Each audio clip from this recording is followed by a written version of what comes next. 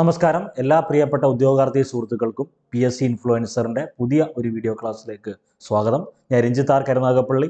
നമ്മൾ ഇന്നത്തെ ക്ലാസ്സിൽ ഡിസ്കസ് ചെയ്യുന്ന ടോപ്പിക്ക് ഇക്കഴിഞ്ഞ ഒന്നാം ഘട്ട LGS പരീക്ഷയിലും രണ്ടാം ഘട്ട LGS പരീക്ഷയിലും ചോദിച്ച പ്രധാനപ്പെട്ട 10 നവോത്ഥാന കേരള ചരിത്ര ചോദ്യങ്ങളും അവയുടെ സോഴ്സും ഏറ്റവും പ്രധാനപ്പെട്ട ഇനി വരാൻ പോകുന്ന മുഴുവൻ മത്സര പരീക്ഷകൾക്കും ഗുണകരമാകുന്ന തരത്തിലുള്ള റിലേറ്റഡ് ഫാക്റ്റുമാണ് ഡിസ്കസ് ചെയ്യുന്നത്.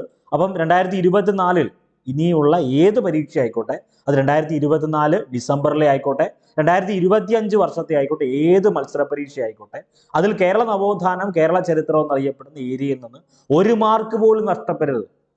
ഒരു മാർക്ക് പോലും നിങ്ങൾക്ക് നഷ്ടമാകരുത്. എല്ലാ മാർക്കും കിട്ടണം. അതിന്റെ അടിസ്ഥാനത്തിലാണ് ഈ കണ്ടന്റ് ഡിസ്കസ് ചെയ്യുന്നത്.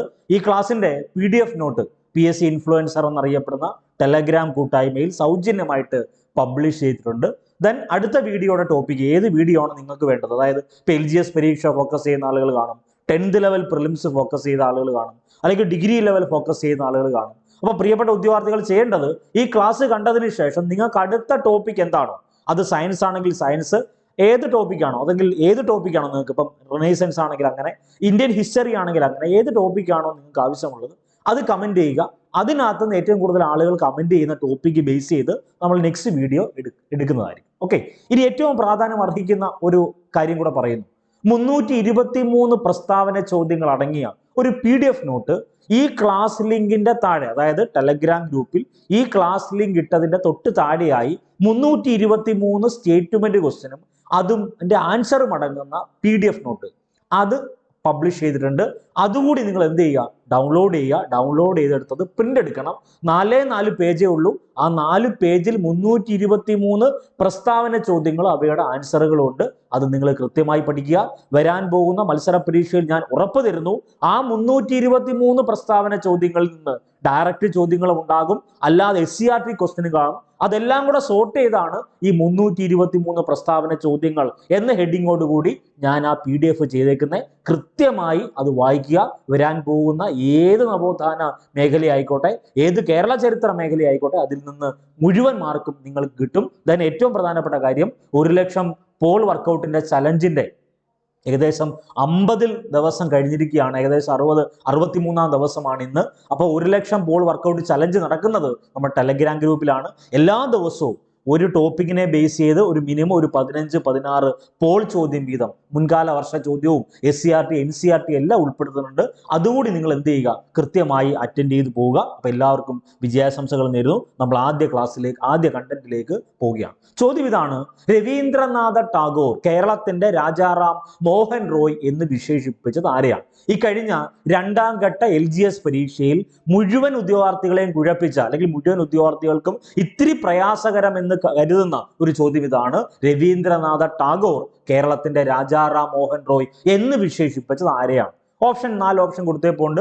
Doctor Ayyathan Gopalan, option B Brahmananda Sivayogi, option C Vagbhatananda, option D Chattampi Swamikal. നിങ്ങൾ തന്നെ ഉത്തരം പറ. ഇതിന് ഉത്തരമായിട്ട് നമുക്ക് എഴുതേണ്ടത് ഡോക്ടർ അയ്യത്താൻ ഗോപാലനാണ്. അപ്പൊ നിങ്ങൾ മനസ്സിലാക്കണം, ഇനി അടുത്ത 3ാം ഘട്ട പരീക്ഷ എഴുതാൻ പോകുന്നവരുണ്ട്, 4ാം ഘട്ട LGS പരീക്ഷ എഴുതാൻ പോകുന്നവരുണ്ട്, അടുത്ത 10th level prelims, degree level prelims, ഈ പറഞ്ഞ 12th ലെവൽ പ്രിലിംസ് എല്ലാം, മെയിൻസ് എല്ലാം എഴുതാൻ പോകുന്ന ആളുകൾക്ക് വേണ്ടി ഈ ക്വസ്റ്റ്യന്റെ റിലേറ്റഡ് ഫാക്ട് നമ്മൾ പറയുക. അയ്യത്താൻ ഗോപാലനുമായി ബന്ധപ്പെട്ട് നിങ്ങൾക്ക് എന്തെല്ലാം വസ്തുത അറിയാം എന്നതുമായി ബന്ധപ്പെട്ട ഒന്നാമത്തെ വസ്തുത, കേരളത്തിന്റെ രാജാറാം മോഹൻ റോയ് എന്ന് രവീന്ദ്രനാഥ ടാഗോർ വിശേഷിപ്പിച്ചത് ആരെയാണ്? അയ്യത്താൻ ഗോപാലിനെയാണ്. അപ്പൊ കേരളത്തിൽ ഈ പറയുന്ന ദേശീയ പ്രസ്ഥാനവുമായി ബന്ധപ്പെട്ട് ദേശീയ നവോത്ഥാന നായകനാണല്ലോ രാജാറാം മോഹൻ റോയ്. ആ രാജാറാം മോഹൻ റോയിയുമായി ബന്ധപ്പെടുന്ന ഏതെങ്കിലുമൊക്കെ വസ്തുതകൾ കേരളത്തിൽ നടപ്പിലാക്കിയതുകൊണ്ടാണല്ലോ കേരളത്തിന്റെ രാജാറാം മോഹൻ റോയ് എന്ന് വിശേഷിപ്പിച്ചത്? ഡോക്ടർ അയ്യത്താൻ ഗോപാലിനെ വിശേഷിപ്പിച്ചത്. അയ്യത്താൻ ഗോപാലനുമായി ബന്ധപ്പെട്ട ഒന്നാമത്തെ പ്രത്യേകത, കേരളത്തിലെ ബ്രഹ്മസമാജ പ്രവർത്തനങ്ങളുടെ അമരക്കാരൻ എന്നറിയപ്പെടുന്നത് അയ്യത്താൻ ഗോപാലനാണ്. അത് തന്നെയാണ് പ്രത്യേകത. കേരളത്തിൽ ബ്രഹ്മസമാജം എന്നറിയപ്പെടുന്ന സംഘടന കേരളത്തിലാണ്, ഇന്ത്യയിലല്ല നമ്മൾ പറയുന്നത്, കേരളത്തിൽ. അപ്പൊ ചില ആളുകൾ കമന്റ് ചെയ്യും, ഇന്ത്യയിലല്ലയോ കേരളം? ആണ്. അപ്പൊ കേരളത്തിലെ ബ്രഹ്മസമാജ പ്രവർത്തനങ്ങളുടെ അമരക്കാരൻ എന്നറിയപ്പെടുന്നത് അയ്യത്താൻ ഗോപാലനാണ്. ഈ അയ്യത്താൻ ഗോപാലൻ 1898 കോഴിക്കോട് ജില്ല കേന്ദ്രീകരിച്ച് ബ്രഹ്മ സമാജത്തിന്റെ ശാഖ ആരംഭിക്കുന്നുണ്ട് 1898. മറക്കല്ലേ. അപ്പൊ ചില ആളുകൾ വിചാരിക്കും 1920 ശേഷം അദ്ദേഹം ആലപ്പുഴ കേന്ദ്രീകരിച്ച് ഈ പറയുന്ന ബ്രഹ്മസമാജത്തിന്റെ ശാഖ ആരംഭിച്ചിട്ടുണ്ടോ? ഉണ്ട്, അതുകൊണ്ട് നമുക്ക് വേണ്ടത് 1898 കോഴിക്കോട് ജില്ല കേന്ദ്രീകരിച്ച് കേരളത്തിൽ ബ്രഹ്മസമാജത്തിന്റെ ഒരു ശാഖ ആരംഭിച്ചത് ഈ പറഞ്ഞ അയ്യത്താൻ ഗോപാലനാണ്. അപ്പൊ അങ്ങനെ കേരളത്തിലെ ബ്രഹ്മസമാജ പ്രവർത്തനവുമായി ബന്ധപ്പെട്ട നവോത്ഥാന നായകനായതുകൊണ്ടാണ് അയ്യത്താൻ ഗോപാലനെ രവീന്ദ്രനാഥ ടാഗോർ, അതും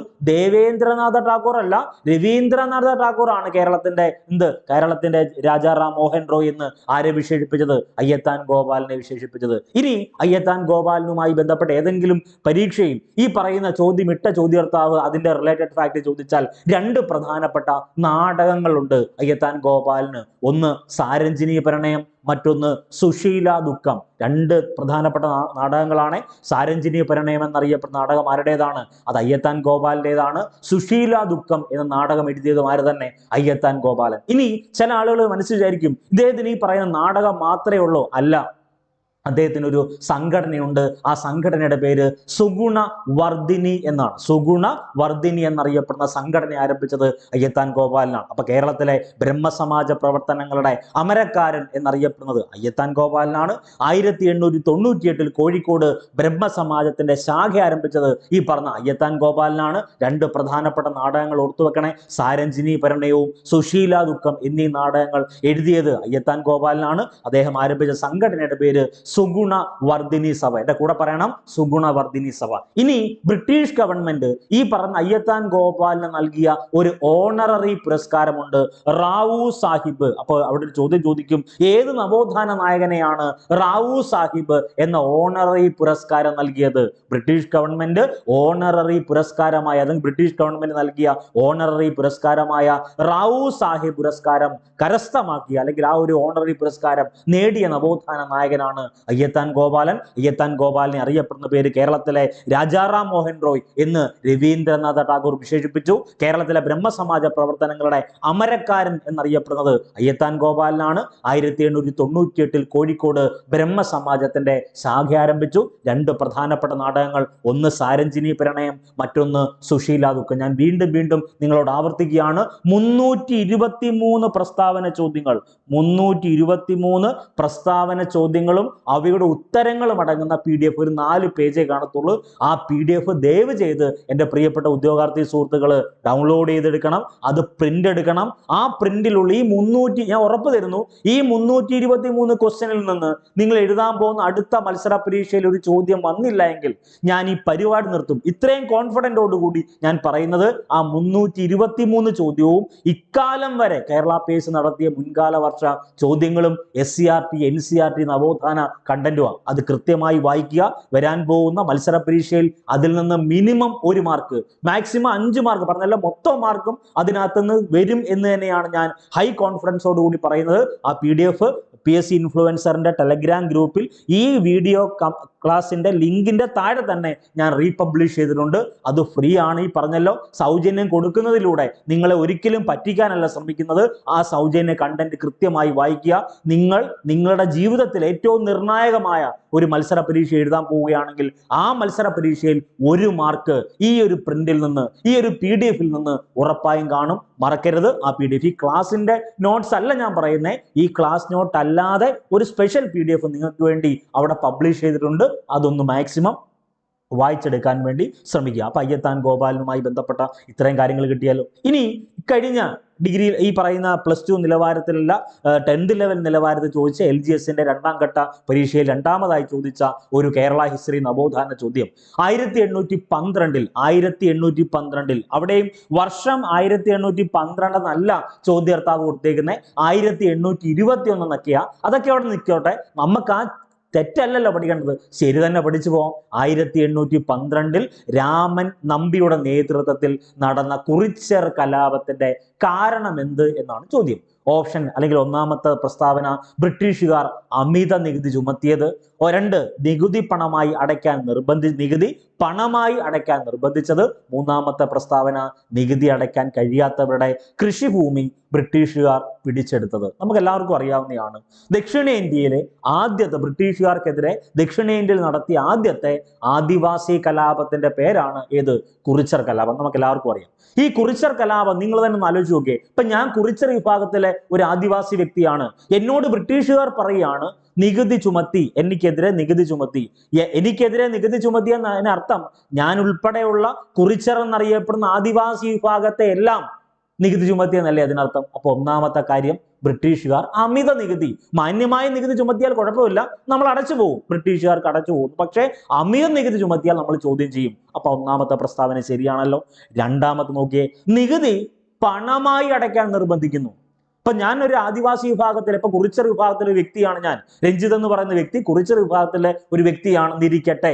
എങ്കിൽ എന്നോട് പറയുക, നികുതി നിങ്ങൾ പണമായിട്ട് അടയ്ക്കണം. ഞാൻ കൃഷി ചെയ്യുന്നത് ചിലപ്പോൾ പണം എനിക്ക് കിട്ടണമെന്നില്ല, ചിലപ്പോൾ നെല്ലായിട്ട് അല്ലെങ്കിൽ കാർഷിക വൃത്തി അല്ലെങ്കിൽ കാർഷിക മേഖലയിൽ ഉൽപ്പന്നമായിട്ടായിരിക്കും എനിക്ക് അതിന്റെ നമ്മൾ പറയുന്ന റിട്ടേൺ കിട്ടുന്നത്, അല്ലെങ്കിൽ ആ കിട്ടുന്ന വിളവായിരിക്കും എനിക്ക് കിട്ടുന്നത്. അത് പണമായിട്ട് അടയ്ക്കണം, അല്ലെങ്കിൽ അത് നികുതി പണമായിട്ട് അടയ്ക്കണം. അതല്ലാതെ ഈ കാർഷിക വസ്തുക്കളായിട്ടോ മറ്റു സംവിധാനങ്ങളോ ആയിട്ടല്ല അടയ്ക്കാൻ പറ്റുന്നത്. നികുതി പണമായിട്ട് അടയ്ക്കാൻ നിർബന്ധിക്കുന്നു. അതും അവർ ചെയ്തതാ, ബ്രിട്ടീഷുകാർ ചെയ്തതാ. 3-ാമത്തത്, നികുതി അടയ്ക്കാൻ കഴിയാത്തവരുടെ കൃഷിഭൂമി ബ്രിട്ടീഷുകാർ പിടിച്ചെടുക്കുന്നു. വേറെ ഒന്നുമില്ല, ഞാനൊരു ക്ലാസ്സിൽ പഠിക്കാൻ വേണ്ടി പോവുകയാണ്. ക്ലാസ്സിൽ പഠിക്കാത്ത ഒരാള് പഠിക്കുന്ന സമയത്ത് ക്ലാസ്സിൽ ഫീസ് കൊടുത്തില്ല എങ്കിൽ, നമ്മുടെയൊക്കെ കൊച്ചു ക്ലാസ്സിലൊക്കെ 10-ാം ക്ലാസ്സിലും 7-ാം ക്ലാസ്സിലും +1 +2 ഒക്കെ ഡിഗ്രിക്ക് ഉൾപ്പെടെ പഠിക്കുന്ന സമയത്ത് നമ്മളൊരു കോച്ചിങ് സെന്ററിൽ അല്ലെങ്കിൽ ഒരു പാരലൽ ട്യൂട്ടോറിയൽ അല്ലെങ്കിൽ ട്യൂട്ടോറിയൽ ക്ലാസ്സിൽ ചെല്ലുന്ന സമയത്ത് ഫീസ് കൊടുത്തില്ലെന്നിരിക്കട്ടെ, നമ്മൾ മാസാമാസം കൊടുക്കേണ്ട ഫീസ് കൊടുത്തില്ല എങ്കിൽ നമ്മളോട് പ്രിൻസിപ്പൾ വന്ന് പറയും, എന്താ ഫീസ് അടയ്ക്കാത്തവർ എന്ത് ചെയ്യണം? ഈ പറയുന്ന ഫീസ് അടയ്ക്കാത്തവർ ക്ലാസ്സിന് പുറത്തു ഇറങ്ങണം. ഇതൊരു ലോജിക്കാ അല്ലെ?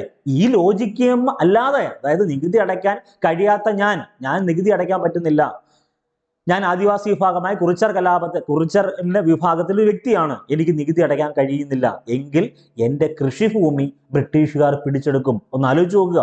കൃഷിയുമായി ബന്ധപ്പെട്ടതാണല്ലോ ഈ പറയുന്ന കുറിച്യർ വിഭാഗം. അപ്പൊ അത് ഓർത്തു വെക്കുക. ഈ 3 കാരണവും എന്താണ്? കുറിച്യർ കലാപത്തിന്റെ കാരണമാണ് ഇത് 3ഉം. അപ്പൊ അവിടെ ഞാൻ ഒരു ക്വസ്റ്റ്യൻ അങ്ങോട്ട് ചോദിക്കുക. ഇത്രയും കാര്യം നമ്മൾ കൃഷിയുമായി ബന്ധപ്പെട്ടാ പറഞ്ഞത്. അതുകൊണ്ട് തന്നെ ഈ കുറിച്യർ വിഭാഗത്തിനൊരു പ്രത്യേകത ഉണ്ട്. എന്തോന്നറിയാമോ? കേരളത്തിലെ മികച്ച നെൽകർഷകർ എന്നറിയപ്പെടുന്ന ആദിവാസി വിഭാഗമാണ് കുറിച്യർ. ഒന്ന് ഓർത്തു വെക്കണം. 5 പ്രധാനപ്പെട്ട കേരളത്തിലെ ആദിവാസി വിഭാഗത്തെ പറ്റിയുള്ള മുൻകാല വർഷ ചോദ്യങ്ങൾ നിങ്ങളൊന്ന് മനസ്സിലാക്കി വെച്ചേക്കണം. 5 ചോദ്യങ്ങൾ. അതിലൊന്ന്, മഹാത്മാഗാന്ധിയുടെ പുസ്തകത്തിൽ പരാമർശമുള്ള കേരളത്തിലെ ആദിവാസി വിഭാഗത്തിന്റെ പേരെന്താണ് എന്നാണ് ചോദ്യം. ഉത്തരം നിങ്ങൾക്ക് അറിയാമെങ്കിൽ കമന്റ് ചെയ്യും. ഒന്നുമില്ല, മഹാത്മാഗാന്ധിയുടെ പുസ്തകത്തിൽ പരാമർശമുള്ള കേരളത്തിലെ ആദിവാസി വിഭാഗം അത് നായാടികളാണ്. ഇതിന് ഏറ്റവും പ്രധാനപ്പെട്ട ചോദ്യം, ശിശു ഹത്യ നടത്തുന്ന കേരളത്തിലെ ആദിവാസി വിഭാഗം ഏതാണ്? അത് കള്ളാർ എന്നറിയപ്പെടുന്ന ആദിവാസി വിഭാഗമാണ്. കള്ളാർ. അപ്പൊ ചില ആളുകൾ വിചാരിക്കും പെൺകുഞ്ഞുങ്ങളെ മുഴുവൻ കൊന്നു കളഞ്ഞാൽ അവിടെ വംശമേ ഇല്ലാതായി പോകുമോ എന്നൊരു ധാരണ വരും. തെറ്റാണ്. ധാരണ എങ്ങനെയാണെന്ന് ക്ലിയർ ആക്കുന്നത് പറഞ്ഞുതരാം. ഇപ്പൊ 100 പെൺകുഞ്ഞുങ്ങൾ, ഇപ്പൊ ഞാൻ ഈ പറയുന്ന കള്ളാർ എന്നറിയപ്പെടുന്ന ആദിവാസി വിഭാഗത്തിൽ ജനിച്ച ഒരു വ്യക്തിയാണ്. ഞാനൊരു ബാലികയാണെന്നിരിക്കട്ടെ, ഒരു കുഞ്ഞാണെന്നിരിക്കട്ടെ, പെൺകുട്ടിയാണെന്നിരിക്കട്ടെ, എങ്കിൽ ഈ ജനിച്ച ഉടനെ എന്നെ എന്ത് ചെയ്യുന്നു? കുരുതി കൊടുക്കുന്നു. ഇതാണ് ശിശു ഹത്യ എന്നുദ്ദേശിക്കുന്നത്. അപ്പൊ കേരളത്തിൽ പ്രബുദ്ധ കേരളം എന്ന് ഞാനും നിങ്ങളും ഊറ്റം കൊള്ളുന്ന കേരളത്തിൽ നടക്കുന്ന ക്വസ്റ്റ്യനാണ് ഞാൻ ഈ പറയുന്നത്. കേരള PSC ആവർത്തിച്ച ചോദ്യം ഇതാ പറയുന്നത്, ശിശു ഹത്യ നടത്തുന്ന കേരളത്തിൽ ആദിവാസി വിഭാഗത്തിന്റെ പേര് കള്ളാർ എന്നാണ്. അപ്പൊ കുറിച്യറിനെ കിട്ടി, കള്ളാറിനെ കിട്ടി. അടുത്തത്, രാജാവ് തലവനായ കേരളത്തിൽ ആദിവാസി വിഭാഗത്തിന്റെ പേര് മന്നാൻ എന്ന. ഈ മന്നാൻ എന്നറിയപ്പെടുന്ന ആദിവാസി വിഭാഗത്തിലെ രാജാവിന് പറയുന്ന പേര് കോഴിമല രാജാവ് എന്ന. മന്നാൻ ആദിവാസി വിഭാഗത്തിലെ രാജാവിന്റെ പേരെന്തുവാ? കോഴിമല രാജാവ്. അടുത്തത്, ഗുഹയിൽ താമസിക്കുന്ന കേരളത്തിൽ ആദിവാസി വിഭാഗമുണ്ട്. ചോല നായ്ക്കർ എന്നാണ് ഗുഹയിൽ താമസിക്കുന്ന കേരളത്തിൽ ആദിവാസി വിഭാഗത്തെ അറിയപ്പെടുന്ന പേര് ചോല നായ്ക്കർ എന്നാണ്. 2 ചോദ്യം കൂടെ ആവർത്തിച്ച് പറയുന്നു. കേരളത്തിൽ ഏറ്റവും വലിയ ആദിവാസി വിഭാഗം മുൻകാല വർഷ ചോദ്യമാണ്. ഉത്തരം പണിയറാണ്. കേരളത്തിലെ ഏറ്റവും വലിയ ആദിവാസി വിഭാഗം പണിയറാണ്. ഏറ്റവും ചെറിയ ആദിവാസി വിഭാഗം ഏതെന്ന് ചോദിക്കും. ഏറ്റവും ചെറിയ ആദിവാസി വിഭാഗം എന്നറിയപ്പെടുന്നത് മലസർ എന്നറിയപ്പെടുന്ന ആദിവാസി വിഭാഗം. 6 ചോദ്യങ്ങളെ പറഞ്ഞുള്ളൂ. പെൺശിശു ഹത്യ നടത്തുന്ന കേരളത്തിലെ ആദിവാസി വിഭാഗം കള്ളാറാണ്. കള്ളാർ ഒന്ന് ഓർത്തു വെക്കണം. ദെൻ ഗുഹാവാസികളായ കേരളത്തിലെ ആദിവാസി വിഭാഗം ഏതാണ്? അത് ചോലനായ്ക്കരാണ്. കേരളത്തിലെ ഏറ്റവും വലിയ ആദിവാസി വിഭാഗം പണിയറാണ്. കേരളത്തിലെ ഏറ്റവും വലിയ ആദിവാസി വിഭാഗം പണിയർ, ഏറ്റവും ചെറിയ ആദിവാസി വിഭാഗം മലസറാണ്. ഇതിനടുത്ത് ഏറ്റവും പ്രധാനപ്പെട്ട പ്രത്യേകത എന്താണ്? പെൺ ശിശു ഹത്യ നടത്തുന്ന ആദിവാസി വിഭാഗം കള്ളാറാണെന്ന് പറഞ്ഞു കഴിഞ്ഞു. മഹാത്മാഗാന്ധിയുടെ പുസ്തകത്തിൽ പരാമർശമുള്ള ആദിവാസി വിഭാഗം നായാടികളാണെന്ന് പറഞ്ഞു. കേരളത്തിലെ മികച്ച നെൽകർഷകർ എന്നറിയപ്പെടുന്ന ആദിവാസി വിഭാഗം അത് കുറിച്ചറാണ്. കുറിച്ചറുമായി ബന്ധപ്പെട്ട് പറഞ്ഞപ്പം അഡീഷണൽ പോയിന്റ് പറഞ്ഞു എന്നേ ഉള്ളൂ. അപ്പൊ 1812 രാമൻ നമ്പിയുടെ നേതൃത്വത്തിൽ നടന്ന കുറിച്ചർ കലാപത്തിന്റെ 3 പ്രധാനപ്പെട്ട കാരണങ്ങൾ: 1, ബ്രിട്ടീഷുകാർ അമിത നികുതി ചുമത്തിയത്; 2, നികുതി പണമായിട്ട് അടയ്ക്കാൻ നിർബന്ധിച്ചത്; 3, നികുതി അടയ്ക്കാൻ കഴിയാത്തവരുടെ കൃഷിഭൂമി ബ്രിട്ടീഷുകാർ പിടിച്ചെടുത്തത്. ഇങ്ങനെ ഒരു പ്രത്യേകത കൂടെ ഓർത്തു വെക്കണം. തോമസ് വാർഡൻ എന്നറിയപ്പെടുന്ന ഒരു വ്യക്തിയുണ്ട്. തോമസ് വാർഡിന്റെ പ്രത്യേകത എന്താ? ഈ പറയുന്ന കുറിച്ചർ കലാപത്തിന് കാരണമായ അമിത നികുതി ചുമത്തിയത് അല്ലെങ്കിൽ അധിക നികുതി ചുമത്തിയത് വ്യക്തി ബ്രിട്ടീഷുകാരൻ ആരെന്ന് ചോദിച്ചാൽ അത് തോമസ് വാർഡനാണ്. അപ്പൊ കേരള PSC ആവർത്തിക്കുന്ന ഒരു ഡിഗ്രി പരീക്ഷാ ചോദ്യമുണ്ട്. വെട്ടിച്ചുട്ടി കലാപം എന്നറിയപ്പെടുന്ന സമരത്തിന്റെ പേര് കുറിച്ചർ കലാപത്തിന് മറ്റൊരു പേരാണ് എന്ത്? ഈ പറഞ്ഞ വെട്ടിച്ചുട്ടി കലാപം. ഈ പറയുന്ന 1ാമത്തെ പ്രസ്താവന ശരിയാണ്, 2ാമത്തെ കാരണം ശരിയാണ്, 3ാമത്തതും എന്താണ്? കുറിച്ചർ കലാപത്തിന് കാരണമാണെന്നാണ് പ്രൊവിഷണൽ കീ പ്രകാരമുള്ള കണ്ടന്റ്. അത് തന്നെയാണ് ആൻസർ ആയിട്ട് വരേണ്ടത്. ഓക്കെ, ദെൻ 1812 കുറിച്ചർ കലാപവുമായി ബന്ധപ്പെട്ട് നമുക്ക് വേണ്ട ചോദ്യങ്ങൾ എന്തൊക്കെയാ? 1, കുറിച്ചർ കലാപത്തിന് മറ്റൊരു പേര് നിങ്ങൾ പറ. കുറിച്ചർ കലാപത്തിന് മറ്റൊരു പേര് വെട്ടിച്ചുട്ട് കലാപം എന്നാണ്. കുറിച്ചർ കലാപം നടന്ന വർഷം ഓർത്തു വെക്കണം. 1812 നടന്ന ജില്ല ഏതായിരിക്കും? വയൽനാട് എന്ന് പ്രാചീന കാലത്ത് അറിയപ്പെട്ടിരുന്ന വയനാടാണ്. 1812 കുറിച്ചർ കലാപം നടന്ന പ്രദേശം വയനാട്. മുദ്രാവാക്യം എന്താണെന്ന് നിങ്ങൾക്ക് എല്ലാവർക്കും അറിയാം. വട്ടത്തൊപ്പിക്കാരെ പുറത്താക്കുക. ഇനി ഒരു പ്രധാന നേതാവുണ്ട്. കുറിച്ചർ കലാപത്തിന്റെ ഒരു പ്രധാന നേതാവ് ആരാണ്? രാമൻ അമ്പിയാണെന്ന് ചോദ്യത്തിൽ തന്നെ കൊടുത്തേപ്പുണ്ട്. അപ്പൊ ഇനി അടുത്ത മത്സര പരീക്ഷയിൽ നേതാവായിരുന്നു ഡയറക്റ്റ് ചോദിക്കുവാണെങ്കിൽ ഉത്തരം രാമൻ അമ്പിയ. ഇനി ചില ആളുകൾ കരുതും രാമൻ അമ്പി ഞങ്ങൾ പഠിച്ചു കുഴഞ്ഞ് വേറെ അഡീഷണൽ വെറൈറ്റി വല്ലതും ഉണ്ടെങ്കിൽ വെറൈറ്റി തരാം. 3 വ്യക്തികളാണ് കുറിച്ചർ കലാപത്തിന്റെ പ്രധാനപ്പെട്ട നേതാക്കൾ. 3 വ്യക്തികൾ. 1 രാമൻ അമ്പി, മറ്റൊന്ന് വെൺകലോൻ കേളു, 3ാമത്തെ വ്യക്തിയാണ് 1000 വീട്ടിൽ കോന്തപ്പൻ. ഈ 3 വ്യക്തികളാണ് നമ്മൾ പെട്ടെന്ന് പറയുമ്പം രാമനമ്പി, കേളു, കോന്തപ്പൻ ഇങ്ങനെ പഠിക്കുന്നത്. 1000 വീട്ടിൽ കോന്തപ്പൻ, വെൺകലോൻ കേളു, പിന്നെ രാമനമ്പി. പ്രധാനമായിട്ടും PSCക്ക് വേണ്ടത് ഈ ആൻസർ ആണ് രാമനമ്പി. മുദ്രാവാക്യം എന്താണ്? വട്ടത്തൊപ്പിക്കാരെ പുറത്താക്കുക മുദ്രാവാക്യം. അപ്പം ഈ പറഞ്ഞ ബ്രിട്ടീഷുകാരുമായി ബന്ധപ്പെട്ട് കുറിച്ചർ കലാപത്തിന് കാരണമായ നികുതി വർധനവ് വരുത്തിയ ബ്രിട്ടീഷുകാരുടെ പേര് തോമസ് വാർഡൻ എന്നാണ്. അതൊന്ന് ഓർത്തു വെക്കണേ. അടുത്തത് കുറിച്ചർ കലാപവുമായി ബന്ധപ്പെട്ട് കുറിച്യരുടെ ജീവിതവും സംസ്കാരവും എന്ന പുസ്തകം എഴുതിയ വ്യക്തിയുടെ പേര് കുമാരൻ വയലേരി എന്നാണ്. അപ്പൊ ചില ആളുകൾ വിചാരിക്കും ഞാൻ ഈ പോയിന്റ് എവിടെയോ വായിച്ചിട്ടുണ്ട്, കുമാരൻ വയലേരി എന്നല്ലല്ലോ, വയലേരി കുഞ്ഞിക്കണ്ണൻ എന്നല്ലയോ? അല്ല, അത് വേറെ. വയലേരി കുഞ്ഞിക്കണ്ണൻ എന്ന് പറഞ്ഞാൽ വാഗ്ഭടാനന്ദന്റെ യഥാർത്ഥ പേരാണ് വയലേരി കുഞ്ഞിക്കണ്ണൻ. ഈ വയലേരി കുഞ്ഞിക്കണ്ണനെ നമുക്ക് VK ഗുരുക്കൾ എന്നറിയപ്പെടുന്നത്. കണ്ണൂർ ജില്ലയിലെ പാട്യം ഗ്രാമത്തിൽ ജനിച്ച നവോത്ഥാന നായകൻ ആരെന്ന് ചോദിച്ചാൽ അതിനുത്തരം വാഗ്ഭടാനന്ദനാ. അപ്പൊ കുറിച്യരുടെ ജീവിതവും സംസ്കാരവും എന്ന പുസ്തകം എഴുതിയത് കുമാരൻ വയലേരി കുഞ്ഞിക്കണ്ണൻ ആരാണെന്ന് ഞാൻ പറഞ്ഞു. അടുത്തത് മറ്റൊരു വ്യക്തിയുണ്ട്. എന്താ പ്രധാനപ്പെട്ട വ്യക്തി? 1ാമത്തെ കുമാരൻ വയലേരി, ദെൻ വയലേരി കുഞ്ഞിക്കണ്ണൻ. ഇനി ഒരാൾ കൂടിയുണ്ട്. കേരള സർക്കസിന്റെ പിതാവ് എന്നറിയപ്പെടുന്ന, മലബാർ സർക്കസിന്റെ പിതാവ് എന്നറിയപ്പെടുന്ന ആര്? കീലേരി കുഞ്ഞിക്കണ്ണൻ. നമ്മൾ നേരത്തെ പറഞ്ഞത് കുമാരൻ വയലേരി, പിന്നെ അതിനുശേഷം പറഞ്ഞത് വയലേരി കുഞ്ഞിക്കണ്ണൻ, ഇപ്പം ഞാൻ പറഞ്ഞത് കീലേരി കുഞ്ഞിക്കണ്ണൻ. പ്രത്യേകത എന്താ? കേരള സർക്കസിന്റെ പിതാവ് അല്ലെങ്കിൽ മലബാർ സർക്കസിന്റെ പിതാവ് എന്നറിയപ്പെടുന്ന വ്യക്തിയാണ് കീലേരി കുഞ്ഞിക്കണ്ണൻ. ഒന്ന് ഓർത്തു വെക്കുക, മറക്കല്ലേ. കീലേരി അച്ചുവുമായിട്ട് യാതൊരു ബന്ധവുമില്ല, അതൊക്കെ വേറെ, അത് സിനിമയുമായി ബന്ധപ്പെട്ട കഥാപാത്രം. ഇത് ഈ 3 വാക്കുകൾ ജസ്റ്റ് ഒന്ന് ഓർത്തു വെച്ചാൽ നല്ലത്. ഓക്കെ, അടുത്തത് ഈ പറയുന്ന ഈ PDF ആയിക്കോട്ടെ, അതിന്റെ സൗജന്യ PDF ഫയൽ ആയിക്കോട്ടെ, ക്ലാസ് ലിങ്ക് ആയിക്കോട്ടെ, 10,000-ലധികം പോൾ ചോദ്യോത്തരങ്ങൾ ഫ്രീ ആയിട്ട് ലഭിക്കാൻ വേണ്ടി PSC ഇൻഫ്ലുവൻസറിന്റെ ടെലഗ്രാം ചാനൽ ജസ്റ്റ് ഒന്ന് ജോയിൻ ചെയ്യുക. PSC ഇൻഫ്ലുവൻസറിൽ എല്ലാ ദിവസവും നമ്മൾ സൗജന്യ ലൈവ് ക്ലാസ് വെളുപ്പിനെ 6 മണിക്ക്, അതായത് 5 മണിക്ക് ലൈവ് ക്ലാസ് തുടങ്ങും. അതിൻ്റെ ഒരു 2 മണിക്കൂർ അല്ലെങ്കിൽ 1.5 മണിക്കൂർ ലൈവ് ക്ലാസ് കാണും. അതിൻ്റെ തന്നെ റെക്കോർഡ് ക്ലാസ് യൂട്യൂബിൽ അപ്ലോഡ് ചെയ്യും. ഇതെല്ലാം സൗജന്യമായിട്ടാണ്. പറഞ്ഞല്ലോ, വീണ്ടും ഞാൻ ആവർത്തിച്ച് ബോറാക്കുന്നില്ല. ഈ കണ്ടന്റുകളൊക്കെ ഒന്ന് ഓർത്തു വെക്കുക.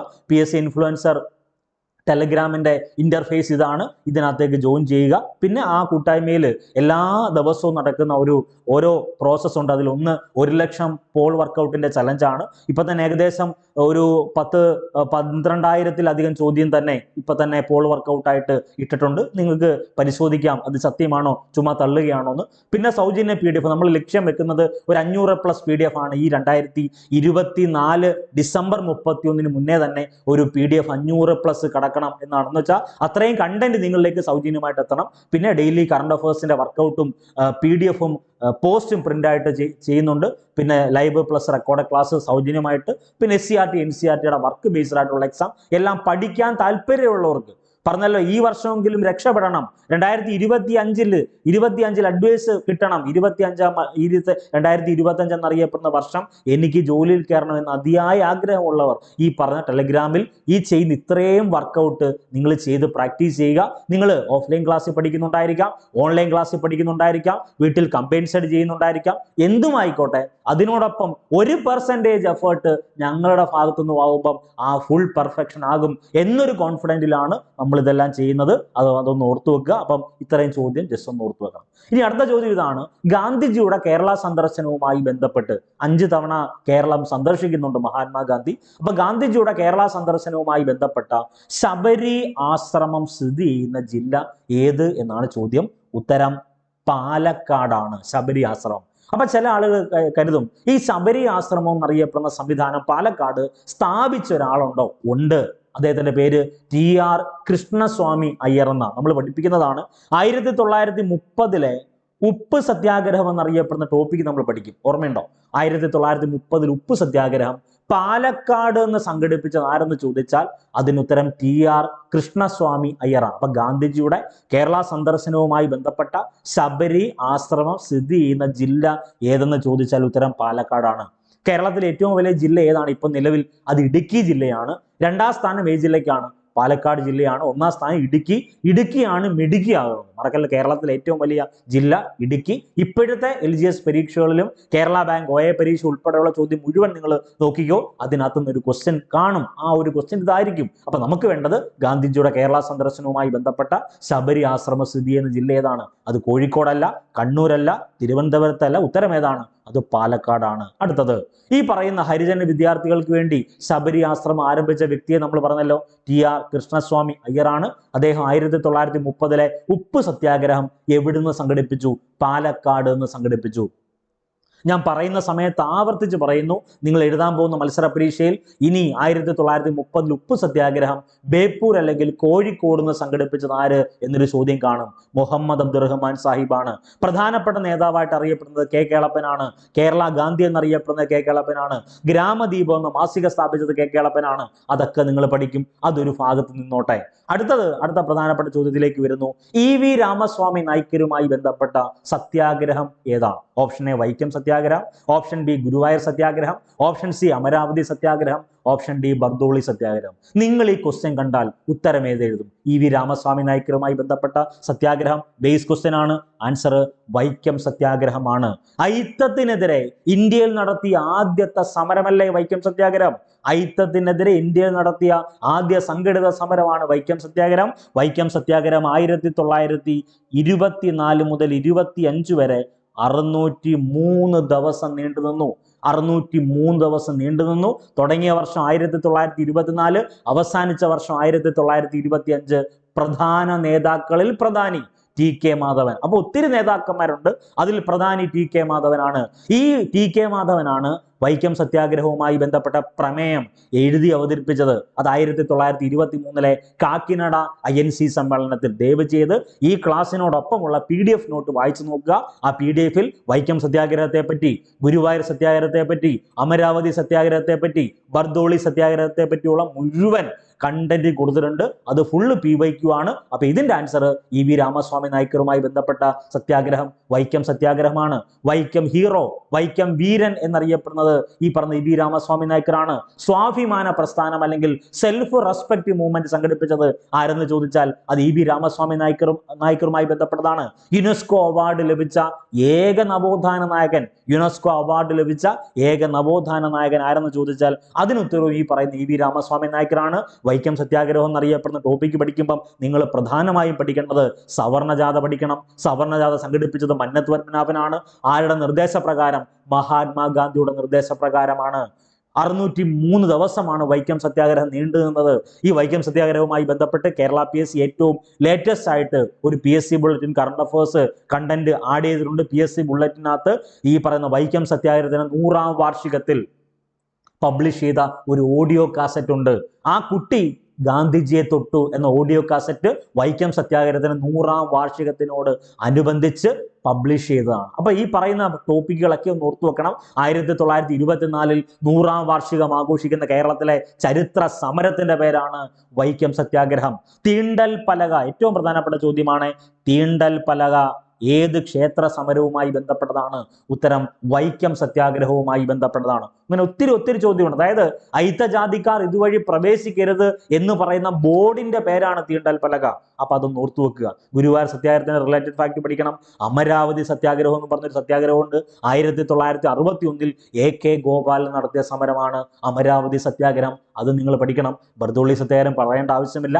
ഇന്ത്യൻ ഹിസ്റ്ററി നിങ്ങൾ പഠിക്കുന്നതാണ്. രണ്ടാം ബർദോളി എന്നറിയപ്പെടുന്ന സ്ഥലം കണ്ണൂർ ജില്ലയിലെ പയ്യന്നൂരാണ്. ബർദോളി സത്യാഗ്രഹം നടക്കുന്നത് ഗുജറാത്തിലാണ്. ബർദോളി എന്നറിയപ്പെടുന്ന സ്ഥലത്താണ്. സർദാർ വല്ലഭായ് പട്ടേലാണ് ബർദോളി ഗാന്ധി എന്നൊക്കെ അറിയപ്പെടുന്നത്. അതൊക്കെ നിങ്ങൾക്ക് കാണാപ്പാടമാണെന്ന് എനിക്കറിയാം. എന്നിരുന്നാലും ഒന്ന് റിവൈസ് ചെയ്ത് പറഞ്ഞു പോകും. ഓക്കെ, അപ്പം ഈ പറഞ്ഞ വൈക്കം സത്യാഗ്രഹം ആൻസറിലേക്ക് വരണേ. ആ കുട്ടി ഗാന്ധിജിയെ തൊട്ടു എന്ന് പറയുന്ന ഓഡിയോ കാസറ്റിന്റെ പ്രത്യേകത വൈക്കം സത്യാഗ്രഹത്തിന്റെ 100ാം വാർഷികത്തിൽ പുറത്തിറക്കിയ ഓഡിയോ കാസറ്റിന്റെ പേരാണെന്ത്?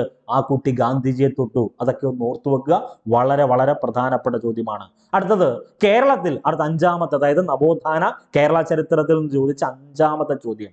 കേരളത്തിൽ ആദ്യത്തെ രാജവംശമായ മൂഷക വംശം ഭരണം നടത്തിയിരുന്നത് ഏത് പ്രദേശമാണെന്നാണ് ചോദ്യം. Option A Venad, option B Nedumpurai Nad, option C Kolath നാട്, ഓപ്ഷൻ ഡി ഏറനാട്. എന്തായാലും വേണാട് ഓപ്ഷൻ ആയിട്ട് വരത്തില്ല. കാരണം വേണാട് എന്നറിയപ്പെടുന്നത് ഈ പറഞ്ഞ കൊല്ലം തിരുവനന്തപുരം ഏരിയ ആണെന്ന് നമുക്കറിയാം. ഇനി നിങ്ങൾക്ക് എഴുതാൻ പറ്റുന്ന ഒരു ഓപ്ഷൻ എന്ന് പറഞ്ഞാൽ ഒന്നുകിൽ ബി എഴുതും, സി എഴുതും, ഡി എഴുതും. നമ്മളൊക്കെ പഠിക്കുന്നതാണ്. കോലത്ത് നാട് എന്നറിയപ്പെടുന്ന ഒരു രാജവംശം ഉണ്ടല്ലോ. അപ്പൊ കേരളത്തിൽ ആദ്യ രാജവംശമായ മൂഷക വംശം ഭരണം നടത്തിയിരുന്ന പ്രദേശം എവിടാണ്? ഓപ്ഷൻ സി കോലത്ത് നാടാണ്. ഇതിനാണ് ആൻസർ ആയിട്ട് വരേണ്ടത്. അപ്പൊ ചില ആളുകൾ നിങ്ങളോട് പറയും SCRT സ്കൂൾ ടെക്സ്റ്റ് ആണ്, പഴയ സ്കൂൾ ടെക്സ്റ്റ് ആണ്, ആ കണ്ടന്റ് മുഴുവൻ പറഞ്ഞു തരുവാണ്. ഒന്ന് ആൻസർ ആയിട്ട് വരേണ്ടത് ഏഴിമല രാജവംശമാണ്. ഇനി വരാൻ പോകുന്ന ഏതെങ്കിലുമൊക്കെ മത്സര പരീക്ഷയിൽ ഈ ഒരു ഭാഗത്തുനിന്ന് ചോദ്യം വന്നാൽ നിങ്ങൾ എഴുതിക്കോണം. ഏഴിമല രാജവംശവുമായി ബന്ധപ്പെട്ട് ഏഴിമല ആസ്ഥാനമായിട്ട് ഭരണം നടത്തിയിരുന്ന രാജവംശത്തിന്റെ പേരാണല്ലോ ഏഴിമല രാജവംശം. ഈ ഏഴിമല രാജവംശവുമായി ബന്ധപ്പെട്ട ഏറ്റവും പ്രധാനപ്പെട്ട ചോദ്യം, മൂഷക രാജവംശത്തിലെ പ്രശസ്തനായ ഒരു ഭരണാധികാരിയുണ്ട്. നമ്മൾ നേരത്തെ ഡിസ്കസ് ചെയ്ത ക്വസ്റ്റ്യൻ തന്നെയാണ് പറഞ്ഞു തരുന്നത്. മൂഷക രാജവംശത്തിലെ പ്രശസ്തനായ ഭരണാധികാരിയുടെ പേര് നന്നൻ എന്നാണ്. ഈ നന്നന് മറ്റൊരു പ്രത്യേകതയുണ്ട്. എന്തോന്നറിയോ? പഴന്തമിഴ് പാട്ടുകളിൽ പ്രകീർത്തിക്കുന്ന യോദ്ധാവാരെന്ന് ചോദിച്ചാൽ അത് നന്നനാണ്. കൊങ്കാനം, പ്രീവിയസ് ക്വസ്റ്റ്യൻ ആണ്, കൊങ്കാനം എന്ന് തമിഴ് കൃതികളിൽ അറിയപ്പെട്ടിരുന്ന പ്രദേശം ഏതെന്ന് ചോദിച്ചാൽ അത് ഏഴിമലയാണ്. കണ്ണൂർ ജില്ലയിലെ ഏഴിമലയാണ്. അതൊന്ന് ഓർത്തു വെക്കുക. കണ്ണൂർ ജില്ലയുടെ കണ്ണൂരിന്റെ ആദ്യകാല പേര് നൗറ എന്നൊക്കെയാണെന്ന് നിങ്ങൾ പഠിക്കും കണ്ണൂരുമായി ബന്ധപ്പെട്ട്. അടുത്തത് മൂഷക രാജവംശത്തിലെ പ്രസിദ്ധനായിട്ടുള്ള കവിയുടെ പേരാണ് അതുലൻ. ഈ അതുലിനൊരു പ്രത്യേകത ഉണ്ടല്ലോ. കണ്ണൂരിലെ ഏഴിമലയെ പറ്റി പ്രതിപാദിക്കുന്ന കൃതിയാണ് മൂഷക രാജവംശം. ഈ മൂഷക രാജവംശ ചില മെറ്റീരിയൽസിൽ മൂഷക രാജവംശ മഹാകാവ്യം എന്ന് കൊടുത്തപ്പോണ്ട് ഈ മൂഷക രാജവംശം എന്ന കൃതി എഴുതിയത് അതുലനാണ്. ഈ അതുലൻ എന്നറിയപ്പെടുന്ന വ്യക്തി മൂഷക രാജാവായ ശ്രീകണ്ഠന്റെ സദസ്യനായിരുന്നു. അതുകൂടി ഒന്ന് ഓർത്തു വെക്കണേ. അതുലൻ എന്നറിയപ്പെടുന്ന ആര്? കവി ഏത് രാജാവിന്റെ സദസ്യനായിരുന്നു? ശ്രീകണ്ഠന്റെ. മൂഷക രാജാവായ ശ്രീകണ്ഠന്റെ സദസ്യനായിരുന്നു എന്ന് ഓർത്തു വെക്കണം. കേരളത്തിൽ ഈ പറഞ്ഞ ഏഴിമല രാജവംശം നിലനിന്നിരുന്ന 2 ജില്ലകൾ, ഒന്ന് കണ്ണൂരിലും കാസർഗോഡുമാണ്. 2 ജില്ലയിലുമാണ് ഈ ഏഴിമല രാജവംശം സ്പ്രെഡ് ചെയ്ത് അല്ലെങ്കിൽ അവരുടെ രാജവംശം നിലനിന്നിരുന്നത്. അപ്പോൾ ഒരു ക്വസ്റ്റ്യൻ ഞാൻ അങ്ങോട്ട് ചോദിക്കുവാണ്, നിങ്ങൾ ഉത്തരം കമന്റ് ചെയ്യാൻ വേണ്ടി ശ്രമിക്കുക. കേരളത്തിലെ ഏറ്റവും വടക്കേ അറ്റത്തെ രാജവംശം ഏതാ? കേരളത്തിലെ ഏറ്റവും വടക്കേ അറ്റത്തെ രാജവംശം ഏതെന്ന് ചോദിച്ചാൽ അത് കുമ്പള രാജവംശമാണ്. കുമ്പള രാജവംശമാണ്. കേരളത്തിൽ ഏറ്റവും വടക്കേ അറ്റത്തെ രാജവംശമാണ് കുമ്പള രാജവംശം. മറക്കല്ലേ, കുമ്പള രാജവംശം, അതൊന്ന് ഓർത്തു വെക്കുക, വളരെ പ്രധാനപ്പെട്ടതാണ്. ഓക്കെ, ദെൻ ഏഴിമല രാജവംശത്തെ എലി രാജ്യം എന്ന് വിശേഷിപ്പിച്ചത് മാർക്കോ പോളോയാണ്. ഏഴിമല രാജവംശത്തെ ഏലി രാജ്യം അല്ലെങ്കിൽ എലി രാജ്യം എന്ന് വിശേഷിപ്പിച്ചത് മാർക്കോ പോളോയാണ്. ഈ ഏഴിമല രാജവംശത്തിന്റെ രണ്ടാം തലസ്ഥാനം ഏത് എന്ന് ചോദിച്ചാൽ അതിനുത്തരം പാഴിയാണ്. ഏഴിമല രാജവംശത്തിന്റെ രണ്ടാം തലസ്ഥാനം ഏതെന്ന് ചോദിച്ചാൽ ഉത്തരമായിട്ട് നിങ്ങൾ എഴുതേണ്ട ആരെയാണ്? അത് പാഴിയാണ്, പാഴി. ഇനി നമുക്ക് വേണ്ടത് ഒന്നാം ഘട്ട LGS പരീക്ഷ, അതായത് ഒന്നാം ഘട്ട പരീക്ഷയിൽ ചോദിച്ച 5 നവോത്ഥാന കേരള ഹിസ്റ്ററി ഉണ്ടല്ലോ. അപ്പൊ 5 നവോത്ഥാന കേരള ഹിസ്റ്ററി ഒന്നാം ഘട്ടത്തെ അല്ല, രണ്ടാം ഘട്ടത്തെ ഓൾറെഡി നമ്മൾ കവർ ചെയ്തു. ഇനി ഒന്നാം ഘട്ടത്തെ പരീക്ഷാ ചോദ്യം, അതിന്റെ റിലേറ്റഡ് ഫാക്ട് പറയുവാണ്. രണ്ടാം ബർദോളി എന്നറിയപ്പെടുന്ന കേരളത്തിലെ പ്രദേശം ഏത് എന്നാണ് ചോദ്യം. നിങ്ങൾ അതിന് ഉത്തരം പറ. ഓപ്ഷൻ എ കൊല്ലമാണോ, ഓപ്ഷൻ ബി പയ്യന്നൂരാണോ, ഓപ്ഷൻ സി ആലപ്പുഴയാണോ, ഓപ്ഷൻ ഡി പൊന്നാനിയാണോ? ആൻസർ പയ്യന്നൂരല്ലേ? ആൻസർ ആയിട്ട് വരേണ്ടത് കണ്ണൂർ ജില്ലയിലെ പയ്യന്നൂർ എന്നറിയപ്പെടുന്ന സ്ഥലമാണ് രണ്ടാം ബർദോളി എന്നറിയപ്പെടുന്നത്. കേരളത്തിലെ 1930 ഉപ്പ് സത്യാഗ്രഹത്തിന്റെ പ്രധാന കേന്ദ്രം എന്നറിയപ്പെടുന്നത് എന്തിനെയാണ്? ഈ പറയുന്ന പയ്യന്നൂരിനെയാണ്. അപ്പൊ അവിടെ അതിന്റെ റിലേറ്റഡ് ഫാക്ട് നമ്മൾ പഠിക്കണം. 1930 നിയമലംഘന സമരം അല്ലെങ്കിൽ ഉപ്പ് സത്യാഗ്രഹം നടക്കുന്നു. പയ്യന്നൂർ എന്നറിയപ്പെടുന്നത് കണ്ണൂർ ജില്ലയിലാണ്. കണ്ണൂർ ജില്ലയുടെ ആദ്യകാല പേര് നമ്മൾ പറഞ്ഞു, എന്താണ്? നൗറ എന്നാണ്. ഇനി നിങ്ങൾക്ക് എല്ലാവർക്കും അറിയാവുന്നതാണ് ഈ നിയമലംഘന സമരം എന്ന് പറഞ്ഞാൽ. നമുക്ക് എല്ലാവർക്കും അറിയാം, ബ്രിട്ടീഷുകാർ ഒരു നിയമം കൊണ്ടുവന്നു. ഞാനും നിങ്ങളും ഏത് ഇന്ത്യക്കാരനായിക്കോട്ടെ എന്ത് ചെയ്യരുത്? ഉപ്പ് കുറുക്കരുത്, അതാണ് നിയമം. നമ്മൾ എന്ത് ചെയ്തു? ആ ഉപ്പ് കുറുക്കരുത് എന്ന നിയമം ലംഘിച്ചു. അതാണ് നിയമ ലംഘന സമരം. അതുമല്ലെങ്കിൽ ഉപ്പ് സത്യാഗ്രഹം നടന്ന വർഷം 1930. ചില ആളുകൾ പറയും ഈ വർഷമൊക്കെ എങ്ങനെ ഞങ്ങൾ പഠിച്ചെടുക്കും? ഒന്നുമില്ല, എല്ലാ ദിവസവും വായിക്കുക. ഒന്ന് ആലോചിച്ച് നോക്കൂ, നിങ്ങളിൽ ഒരാൾക്ക്, ഇപ്പം ഈ ക്ലാസ് കാണുന്ന നിങ്ങളിൽ ആരും ആയിക്കോട്ടെ, അത് A മുതൽ Z വരെയുള്ള ആരും ആയിക്കോട്ടെ, ഈ പറയുന്ന ഒരാൾക്ക് മിനിമം ഒരു 10, 15 അല്ലെങ്കിൽ 10, 5 അല്ലെങ്കിൽ 2 പേരുടെയെങ്കിലും ഫോൺ നമ്പർ കാണാതറിയാം അല്ലേ? ഒന്നെങ്കിൽ സ്വന്തം അമ്മയുടെ, അല്ലെങ്കിൽ അച്ഛൻ്റെ, അല്ലെങ്കിൽ സഹോദരങ്ങളുടെ, അല്ലെങ്കിൽ മിത്രങ്ങളുടെ, അല്ലെങ്കിൽ ഭാര്യയുടെ, ഭർത്താവിൻ്റെ, ആരുടെ ആയിക്കോട്ടെ, അല്ലെങ്കിൽ സ്നേഹിക്കുന്ന പെൺകുട്ടിയുടെ, സ്നേഹിക്കുന്ന പുരുഷന്റെ, ആരുമടെ ആയിക്കോട്ടെ, അവരുടെ ആരുടെയെങ്കിലും ഫോൺ നമ്പർ കാണാതെ നമുക്കറിയാം അല്ലേ? എന്തുകൊണ്ടാണ് ഈ കാണാതെ നമ്മൾ പഠിക്കുന്നത്? അത് ആവശ്യമുള്ളത് കൊണ്ടാണ്. ആ നമ്പർ നമുക്ക് ആവശ്യമുണ്ട്. കാരണം എന്തിനും ഏതിനും, ഇപ്പം എൻ്റെ അമ്മയുടെ, അച്ഛൻ്റെയും, സഹോദരങ്ങളുടെയും, മിത്രങ്ങളുടെ എല്ലാ നമ്പർ, എൻ്റെ കൂട്ടുകാരുടെ എല്ലാ നമ്പർ ഞാൻ ഓർത്തു വെക്കണമെങ്കിൽ അവരെപ്പോഴും ഒന്നെങ്കിൽ അവരെ എപ്പോഴും ഞാൻ വിളിക്കുന്നുണ്ട്, അതല്ലെങ്കിൽ അവർക്ക് എപ്പോഴും എന്നെ ആവശ്യമുണ്ട്, അല്ലെങ്കിൽ എനിക്ക് അവരെ ആവശ്യമുണ്ട്. ആ ഒരു ലോജിക്ക് മനസ്സിലുള്ളത് കൊണ്ടാണ് നമ്മൾ കാണാതെ പഠിക്കുന്നത്. അതാ നമ്മുടെ ഫോൺ ഹിസ്റ്ററിലെ മുഴുവൻ കോൺടാക്ട്സും നമുക്ക് കാണാപ്പാടാണോ? അല്ല. അപ്പൊ അതേപോലെ ഈ വർഷവും നമുക്ക് വളരെ പ്രധാനപ്പെട്ടതാണ്. ആ വർഷമില്ലെങ്കിൽ നമ്മൾക്കൊരു മാർക്ക് കിട്ടത്തില്ല എന്ന് കരുതി തന്നെ എപ്പോഴും വായിക്കുക. മാസത്തിൽ ഒരിക്കലെങ്കിലും, വർഷത്തിൽ ഒരിക്കലെന്നല്ല ഞാൻ പറഞ്ഞത്, ഈ പറയുന്ന നോട്ട്സ് നിങ്ങൾ കഷ്ടപ്പെട്ട് എഴുതി വെച്ചേക്കുന്ന മാത്സ് ആയിക്കോട്ടെ, ഇംഗ്ലീഷ് ആയിക്കോട്ടെ, സയൻസ് ആയിക്കോട്ടെ, GK ആയിക്കോട്ടെ, കറണ്ട് അഫയേഴ്സ് ആയിക്കോട്ടെ, ഇതെല്ലാം മാസത്തിൽ ഒരിക്കലെങ്കിലും ഒന്ന് വായിച്ചു വെച്ചെന്നും പറഞ്ഞ് നിങ്ങൾക്ക് ഒരു നഷ്ടം ഉണ്ടാവൂല, ലാഭമേ ഉണ്ടാവൂ. അത് പരീക്ഷാളിൽ കയറുമ്പോൾ നിങ്ങൾക്ക് മനസ്സിലാവും. ഓക്കെ, അപ്പൊ 1930 നിയമലംഘന സമരത്തിന് മറ്റൊരു പേര് ഉപ്പ് സത്യാഗ്രഹം എന്നാണ്. ഇതിന്റെ പ്രധാന നേതാവ് ആരാണ്? K കേളപ്പനാണ്. കേരള ഗാന്ധി എന്നറിയപ്പെടുന്നത് K കേളപ്പനാണ്. ഗ്രാമദീപം മാസിക മറക്കരുത്, ഗ്രാമദീപം എന്ന മാസിക സ്ഥാപിച്ചത് K കേളപ്പനാണ്. മലപ്പുറം ജില്ലയുടെ രൂപീകരണ സമയത്ത് ഇദ്ദേഹം K കേളപ്പൻ പറഞ്ഞൊരു വാക്യമുണ്ട്, എന്തോന്നറിയാവോ? മലപ്പുറം ജില്ലാ രൂപീകരണ സമയത്ത് ഒരു കൊച്ചു പാകിസ്ഥാൻ രൂപീകരിക്കുന്നു എന്ന് അഭിപ്രായപ്പെട്ട നവോത്ഥാന നായകന്റെ പേര് K കേളപ്പൻ എന്നാ. ഏറ്റവും പ്രധാനപ്പെട്ടതാണ്. ഗുരുവായൂർ സമരത്തിന്റെ പ്രധാന നേതാവ് K കേളപ്പനാ. ഈ ഗുരുവായൂർ സമരം നടക്കുന്ന സമയത്ത് ഇദ്ദേഹം നിരാഹാരം തുടങ്ങും. നിരാഹാരം അവസാനിപ്പിക്കുന്നത് പോലും മഹാത്മാഗാന്ധിയുടെ നിർദ്ദേശപ്രകാരമായി. കഴിഞ്ഞ പരീക്ഷയ്ക്ക് ചോദിച്ചതാ K കേളപ്പൻ. അതവിടെ നിൽക്കട്ടെ. അടുത്തത് TR കൃഷ്ണസ്വാമി അയ്യർ എന്നറിയപ്പെടുന്ന ഒരു വ്യക്തിയുണ്ട്. TR കൃഷ്ണസ്വാമി അയ്യർ. പ്രത്യേകത എന്തുവെന്ന് പറഞ്ഞ് പഠിച്ചു തന്നെ പോണം. 1930 ഉപ്പ് സത്യാഗ്രഹം പാലക്കാട് നിന്ന് സംഘടിപ്പിച്ചത് ആര്? അത് TR കൃഷ്ണസ്വാമി അയ്യറാണ്. 1930 ഉപ്പ് സത്യാഗ്രഹം കോഴിക്കോട് അല്ലെങ്കിൽ ബേപ്പൂരിൽ നിന്ന് സംഘടിപ്പിച്ചത് മുഹമ്മദ് അബ്ദുറഹ്മാൻ സാഹിബാണ്. ഈ മുഹമ്മദ് അബ്ദുറഹ്മാൻ സാഹിബിനെ കേരള സുഭാഷ് ചന്ദ്രബോസ് എന്നറിയപ്പെടുന്നത് മുഹമ്മദ് അബ്ദുറഹ്മാൻ സാഹിബ. അൽ അമീൻ, വളരെ ഇമ്പോർട്ടന്റ് ക്വസ്റ്റ്യൻ. അൽ അമീൻ എന്നറിയപ്പെടുന്ന മാസിക ആരുമായി ബന്ധപ്പെട്ടതാണെന്ന് ചോദിച്ചാൽ അത് മുഹമ്മദ് അബ്ദുറഹ്മാൻ സാഹിബുമായി ബന്ധപ്പെട്ടതാണ്. വളരെ പ്രധാനപ്പെട്ടതാണ്. അടുത്തത് മൊയ്യാരത്ത് ശങ്കരൻ.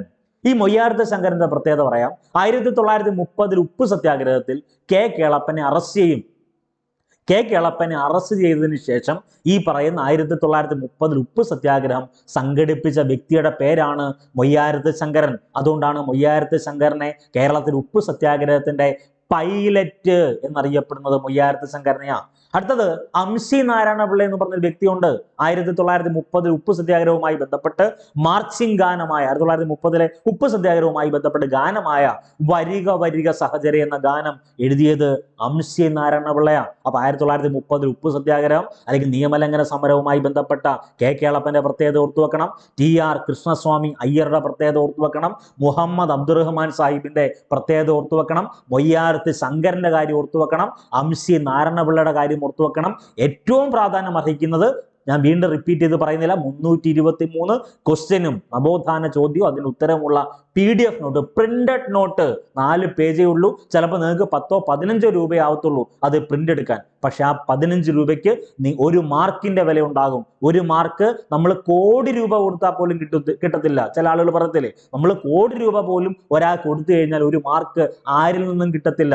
അതുകൊണ്ട് തന്നെ പറയാണ്, ചിലപ്പോൾ 10 രൂപയോ 15 രൂപയോ നിങ്ങൾക്ക് പ്രിന്റിംഗ് ചാർജ് ആവും. ആ ഒരു 4 പേജേ ഉള്ളൂ. ആ 4 പേജ് ജസ്റ്റ് ഒന്ന് ഡൗൺലോഡ് ചെയ്തെടുത്ത് പ്രിന്റ് എടുക്കുക. ഓക്കെ, അപ്പൊ ഇത്രയും കാര്യങ്ങൾ ഓർത്തു വെക്കണേ. അടുത്ത ചോദ്യം, 1936 ക്ഷേത്രപ്രവേശന വിളംബരം നടത്തിയ തിരുവിതാംകൂർ രാജാവ് ആരായിരുന്നു എന്നാണ് ചോദ്യം. Option A Sreemoolam Thirunal, option B Ayilyam Thirunal, option C Swathi Thirunal, option D Shri Chithira Thirunal, Balarama Varma. ഞാൻ പറയുന്ന അതിന്റെ ആൻസർ പറയുന്നതിന് ഒരു കാര്യം ശ്രദ്ധിച്ചോണം.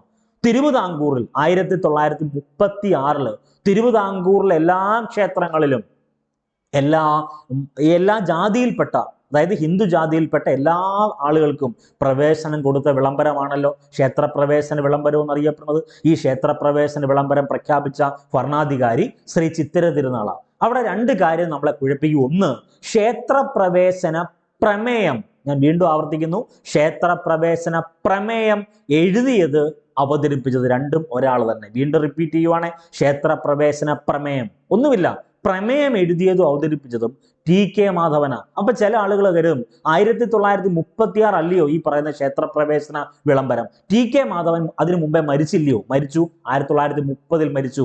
അതിനു മുന്നേ, അതായത് 1930 അദ്ദേഹം മരിക്കുന്ന കാലഘട്ടത്തിന് മുന്നേ തന്നെ അദ്ദേഹം ചെയ്തതാണ് തിരുവിതാംകൂർ നിയമനിർമ്മാണ സഭയിൽ ക്ഷേത്രപ്രവേശന പ്രമേയം എഴുതി അത് അവതരിപ്പിച്ച് പാസ്സാകുന്നത് ഈ പറഞ്ഞ പ്രതിഷേധ സമരത്തിന്റെ ഒക്കെ ഭാഗമായിട്ട് 1936 CV കുഞ്ഞിരാമൻ എന്നറിയപ്പെടുന്ന ഒരു നവോത്ഥാന നായകനുണ്ട്. 1936 അദ്ദേഹം മതപരിവർത്തന പ്രക്ഷോഭം കൊണ്ടുവരും. 1936 അതിന്റെ അടിസ്ഥാനത്തിലാണ് ഈ പറയുന്ന തിരുവിതാംകൂർ ഭരണാധികാരിയായ ശ്രീ ചിത്തിര തിരുനാൾ ബാലരാമവർമ്മ ക്ഷേത്രപ്രവേശന വിളംബരം നടത്തുന്നത്. ഈ പറയുന്ന വിളംബരം എഴുതി തയ്യാറാക്കിയത് ഉള്ളൂരാണ്. 3 ചോദ്യം. ക്ഷേത്രപ്രവേശന പ്രമേയം എഴുതിയതും അവതരിപ്പിച്ചതും TK മാധവൻ. അതുകൊണ്ടാണ് കേരളത്തിലെ ക്ഷേത്രപ്രവേശന പ്രസ്ഥാനത്തിന്റെ പിതാവെന്ന് TK മാധവനെ അറിയപ്പെടുന്നത്. ദെൻ ക്ഷേത്രപ്രവേശന വിളംബരം എഴുതി തയ്യാറാക്കിയത് ഉള്ളൂരാണ്. ദെൻ ക്ഷേത്രപ്രവേശന വിളംബരം പ്രഖ്യാപിച്ച തിരുവിതാംകൂർ രാജാവ് ശ്രീ ചിത്തിര തിരുനാൾ ബാലരാമവർമ്മയാണ്. ഒന്നോർത്തു വെക്കുക. അതിന്റെ A to Z കാര്യങ്ങൾ ഡിസ്കസ് ചെയ്യുന്നു. 1936 നവംബർ 12 ക്ഷേത്രപ്രവേശന വിളംബരം എഴുതി തയ്യാറാക്കിയത് ഉള്ളൂരും ക്ഷേത്രപ്രവേശന പ്രമേയം വർഷങ്ങൾക്ക് മുമ്പേ എഴുതിയതും അവതരിപ്പിച്ചതും TK മാധവൻ. അതുകൊണ്ട് കേരളത്തിലെ ക്ഷേത്രപ്രവേശന പ്രസ്ഥാനത്തിന്റെ പിതാവെന്ന് ആരെ അറിയപ്പെടുന്നു? TK മാധവനെ അറിയപ്പെടുന്നു. ഇത് തിരുവിതാംകൂറിലെ കേസ. കൊച്ചിയിൽ ക്ഷേത്രപ്രവേശന വിളംബരം നടക്കുന്നുണ്ട്. മലബാറിൽ ക്ഷേത്രപ്രവേശന വിളംബരം നടക്കുന്നുണ്ട്. 1947 ജൂൺ 2 മലബാർ ക്ഷേത്രപ്രവേശന വിളംബരം നടക്കുന്നത്. 1947 ഡിസംബർ 20 കൊച്ചി ക്ഷേത്രപ്രവേശന വിളംബരം നടക്കുന്നത്. അതൊന്ന് ഓർത്തു വെക്കണം. ഇനി 3 പ്രധാനപ്പെട്ട വ്യക്തികൾ ഈ പറയുന്ന ക്ഷേത്രപ്രവേശന വിളംബരത്തെ വിശേഷിപ്പിച്ചത് വളരെ വ്യക്തമായി ഓർത്തു വെക്കണം. ഒന്ന്, മഹാത്മാഗാന്ധി വിശേഷിപ്പിക്കുന്നത് 2 രീതിയിലാണ്. ഒന്ന്, ആധുനിക കാലത്തെ മഹാത്ഭുതം എന്ന് മഹാത്മാഗാന്ധി വിശേഷിപ്പിച്ചത് ക്ഷേത്രപ്രവേശന വിളംബരത്തെയാണ്. ആധുനിക കാലത്തെ മഹാത്ഭുതം. ജനങ്ങളുടെ അധികാരരേഖയായ സ്മൃതി എന്ന് ക്ഷേത്രപ്രവേശന വിളംബരത്തെ വിശേഷിപ്പിച്ചത് ഈ പറഞ്ഞ മഹാത്മാഗാന്ധിയാണ്. ഒന്ന് ഓർത്തു വെക്കണം. 2, C രാജഗോപാലാചാരി. നമുക്ക് എല്ലാവർക്കും അറിയാവുന്നതാണ്. ഇന്ത്യയിൽ തന്നെ ഏറ്റവും പ്രധാനപ്പെട്ട വ്യക്തിത്വമാണല്ലോ C രാജഗോപാലാചാരി. ഓക്കെ, ഭാരതരത്നയുമായി ബന്ധപ്പെട്ട പുരസ്കാരങ്ങളുടെയൊക്കെ കാറ്റഗറി പഠിക്കുമ്പോൾ നിങ്ങൾ പഠിക്കുന്നതാണ് സി രാജഗോപാലാചാരി. അദ്ദേഹത്തിന് അത് മാത്രമല്ല പ്രത്യേകത, ഇന്ത്യൻ ചരിത്രവുമായി ബന്ധപ്പെട്ട് ഇന്ത്യയിലെ സ്വാതന്ത്ര്യ സമരവുമായി ബന്ധപ്പെട്ടൊക്കെ പ്രധാനപ്പെട്ട വ്യക്തിത്വമാണ് സി രാജഗോപാലാചാരി. അദ്ദേഹം വിശേഷിപ്പിക്കുന്നത് ഇങ്ങനെയാണ് രക്തരഹിത വിപ്ലവം എന്ന്. 1936 നവംബർ 12 ക്ഷേത്രപ്രവേശന വിളംബരത്തെ രക്തരഹിത വിപ്ലവം എന്ന് വിശേഷിപ്പിച്ചത് സി രാജഗോപാലാചാരിയാണ്. ഇനി ടി കെ വേലുപ്പിള്ള എന്നറിയപ്പെടുന്ന ഒരു വ്യക്തിയുണ്ട്. ടി കെ വേലുപ്പിള്ള 1936 നവംബർ 12 ക്ഷേത്രപ്രവേശന വിളംബരത്തെ spiritual Magna Carta of Travancore, തിരുവിതാംകൂറിന്റെ ആധ്യാത്മിക മാഗ്നാ കാർട്ട എന്ന് വിശേഷിപ്പിച്ചത് ടി കെ വേലുപ്പിള്ളയാണ്. വളരെ വളരെ പ്രധാനപ്പെട്ട ചോദ്യം. അപ്പൊ ഇത്രയും കാര്യങ്ങൾ ജസ്റ്റ് ഒന്ന് ഓർത്തു വെക്കണം. അപ്പൊ ചില ആളുകൾ മനസ്സിൽ കരുതും ആധുനിക തിരുവിതാംകൂറിന്റെ മാഗ്നാ കാർട്ട ക്ഷേത്രപ്രവേശന വിളംബരമാണോ? ആണ്. ആധുനിക തിരുവിതാംകൂറിന്റെ മാഗ്നാ കാർട്ട ക്ഷേത്രപ്രവേശന വിളംബരമാണ്. കേരളത്തിന്റെ മാഗ്നാ കാർട്ട എന്നറിയപ്പെടുന്ന ചരിത്ര സംഭവം ഈ പറയുന്ന ക്ഷേത്രപ്രവേശന വിളംബരമാണ്. ദെൻ തിരുവിതാംകൂറിന്റെ മാഗ്നാ കാർട്ട. ഇനി ഒരു കാര്യം കൂടെ മനസ്സിലാക്കണം, തിരുവിതാംകൂറിൽ പ്രധാനപ്പെട്ട മറ്റൊരു ടൈമുണ്ട്. തിരുവിതാംകൂറിലെ കർഷക മാഗ്നാ കാർട്ട എന്നറിയപ്പെടുന്നത് പണ്ടാരപ്പാട്ട വിളംബരം. ഇനി കേരള PSC ചോദ്യം വിടുന്ന ഈ പറയുന്ന ചോദ്യം വിടുന്ന ആരാണോ അദ്ദേഹത്തിന്റെ മൈൻഡ് സെറ്റ് പോലെ ഓപ്ഷൻ അനുസരിച്ച് നമുക്ക് നോക്കണം. ഓപ്ഷൻ അനുസരിച്ച് എന്ന് പറഞ്ഞാൽ ഇത്രയും പറഞ്ഞ കാര്യം ക്ലിയർ ആണല്ലോ. തിരുവിതാംകൂറിലെ കർഷക മാഗ്നാ കാർട്ട എന്നറിയപ്പെടുന്നത് പണ്ടാരപ്പാട്ട വിളംബരം, തർക്കം വേണ്ട.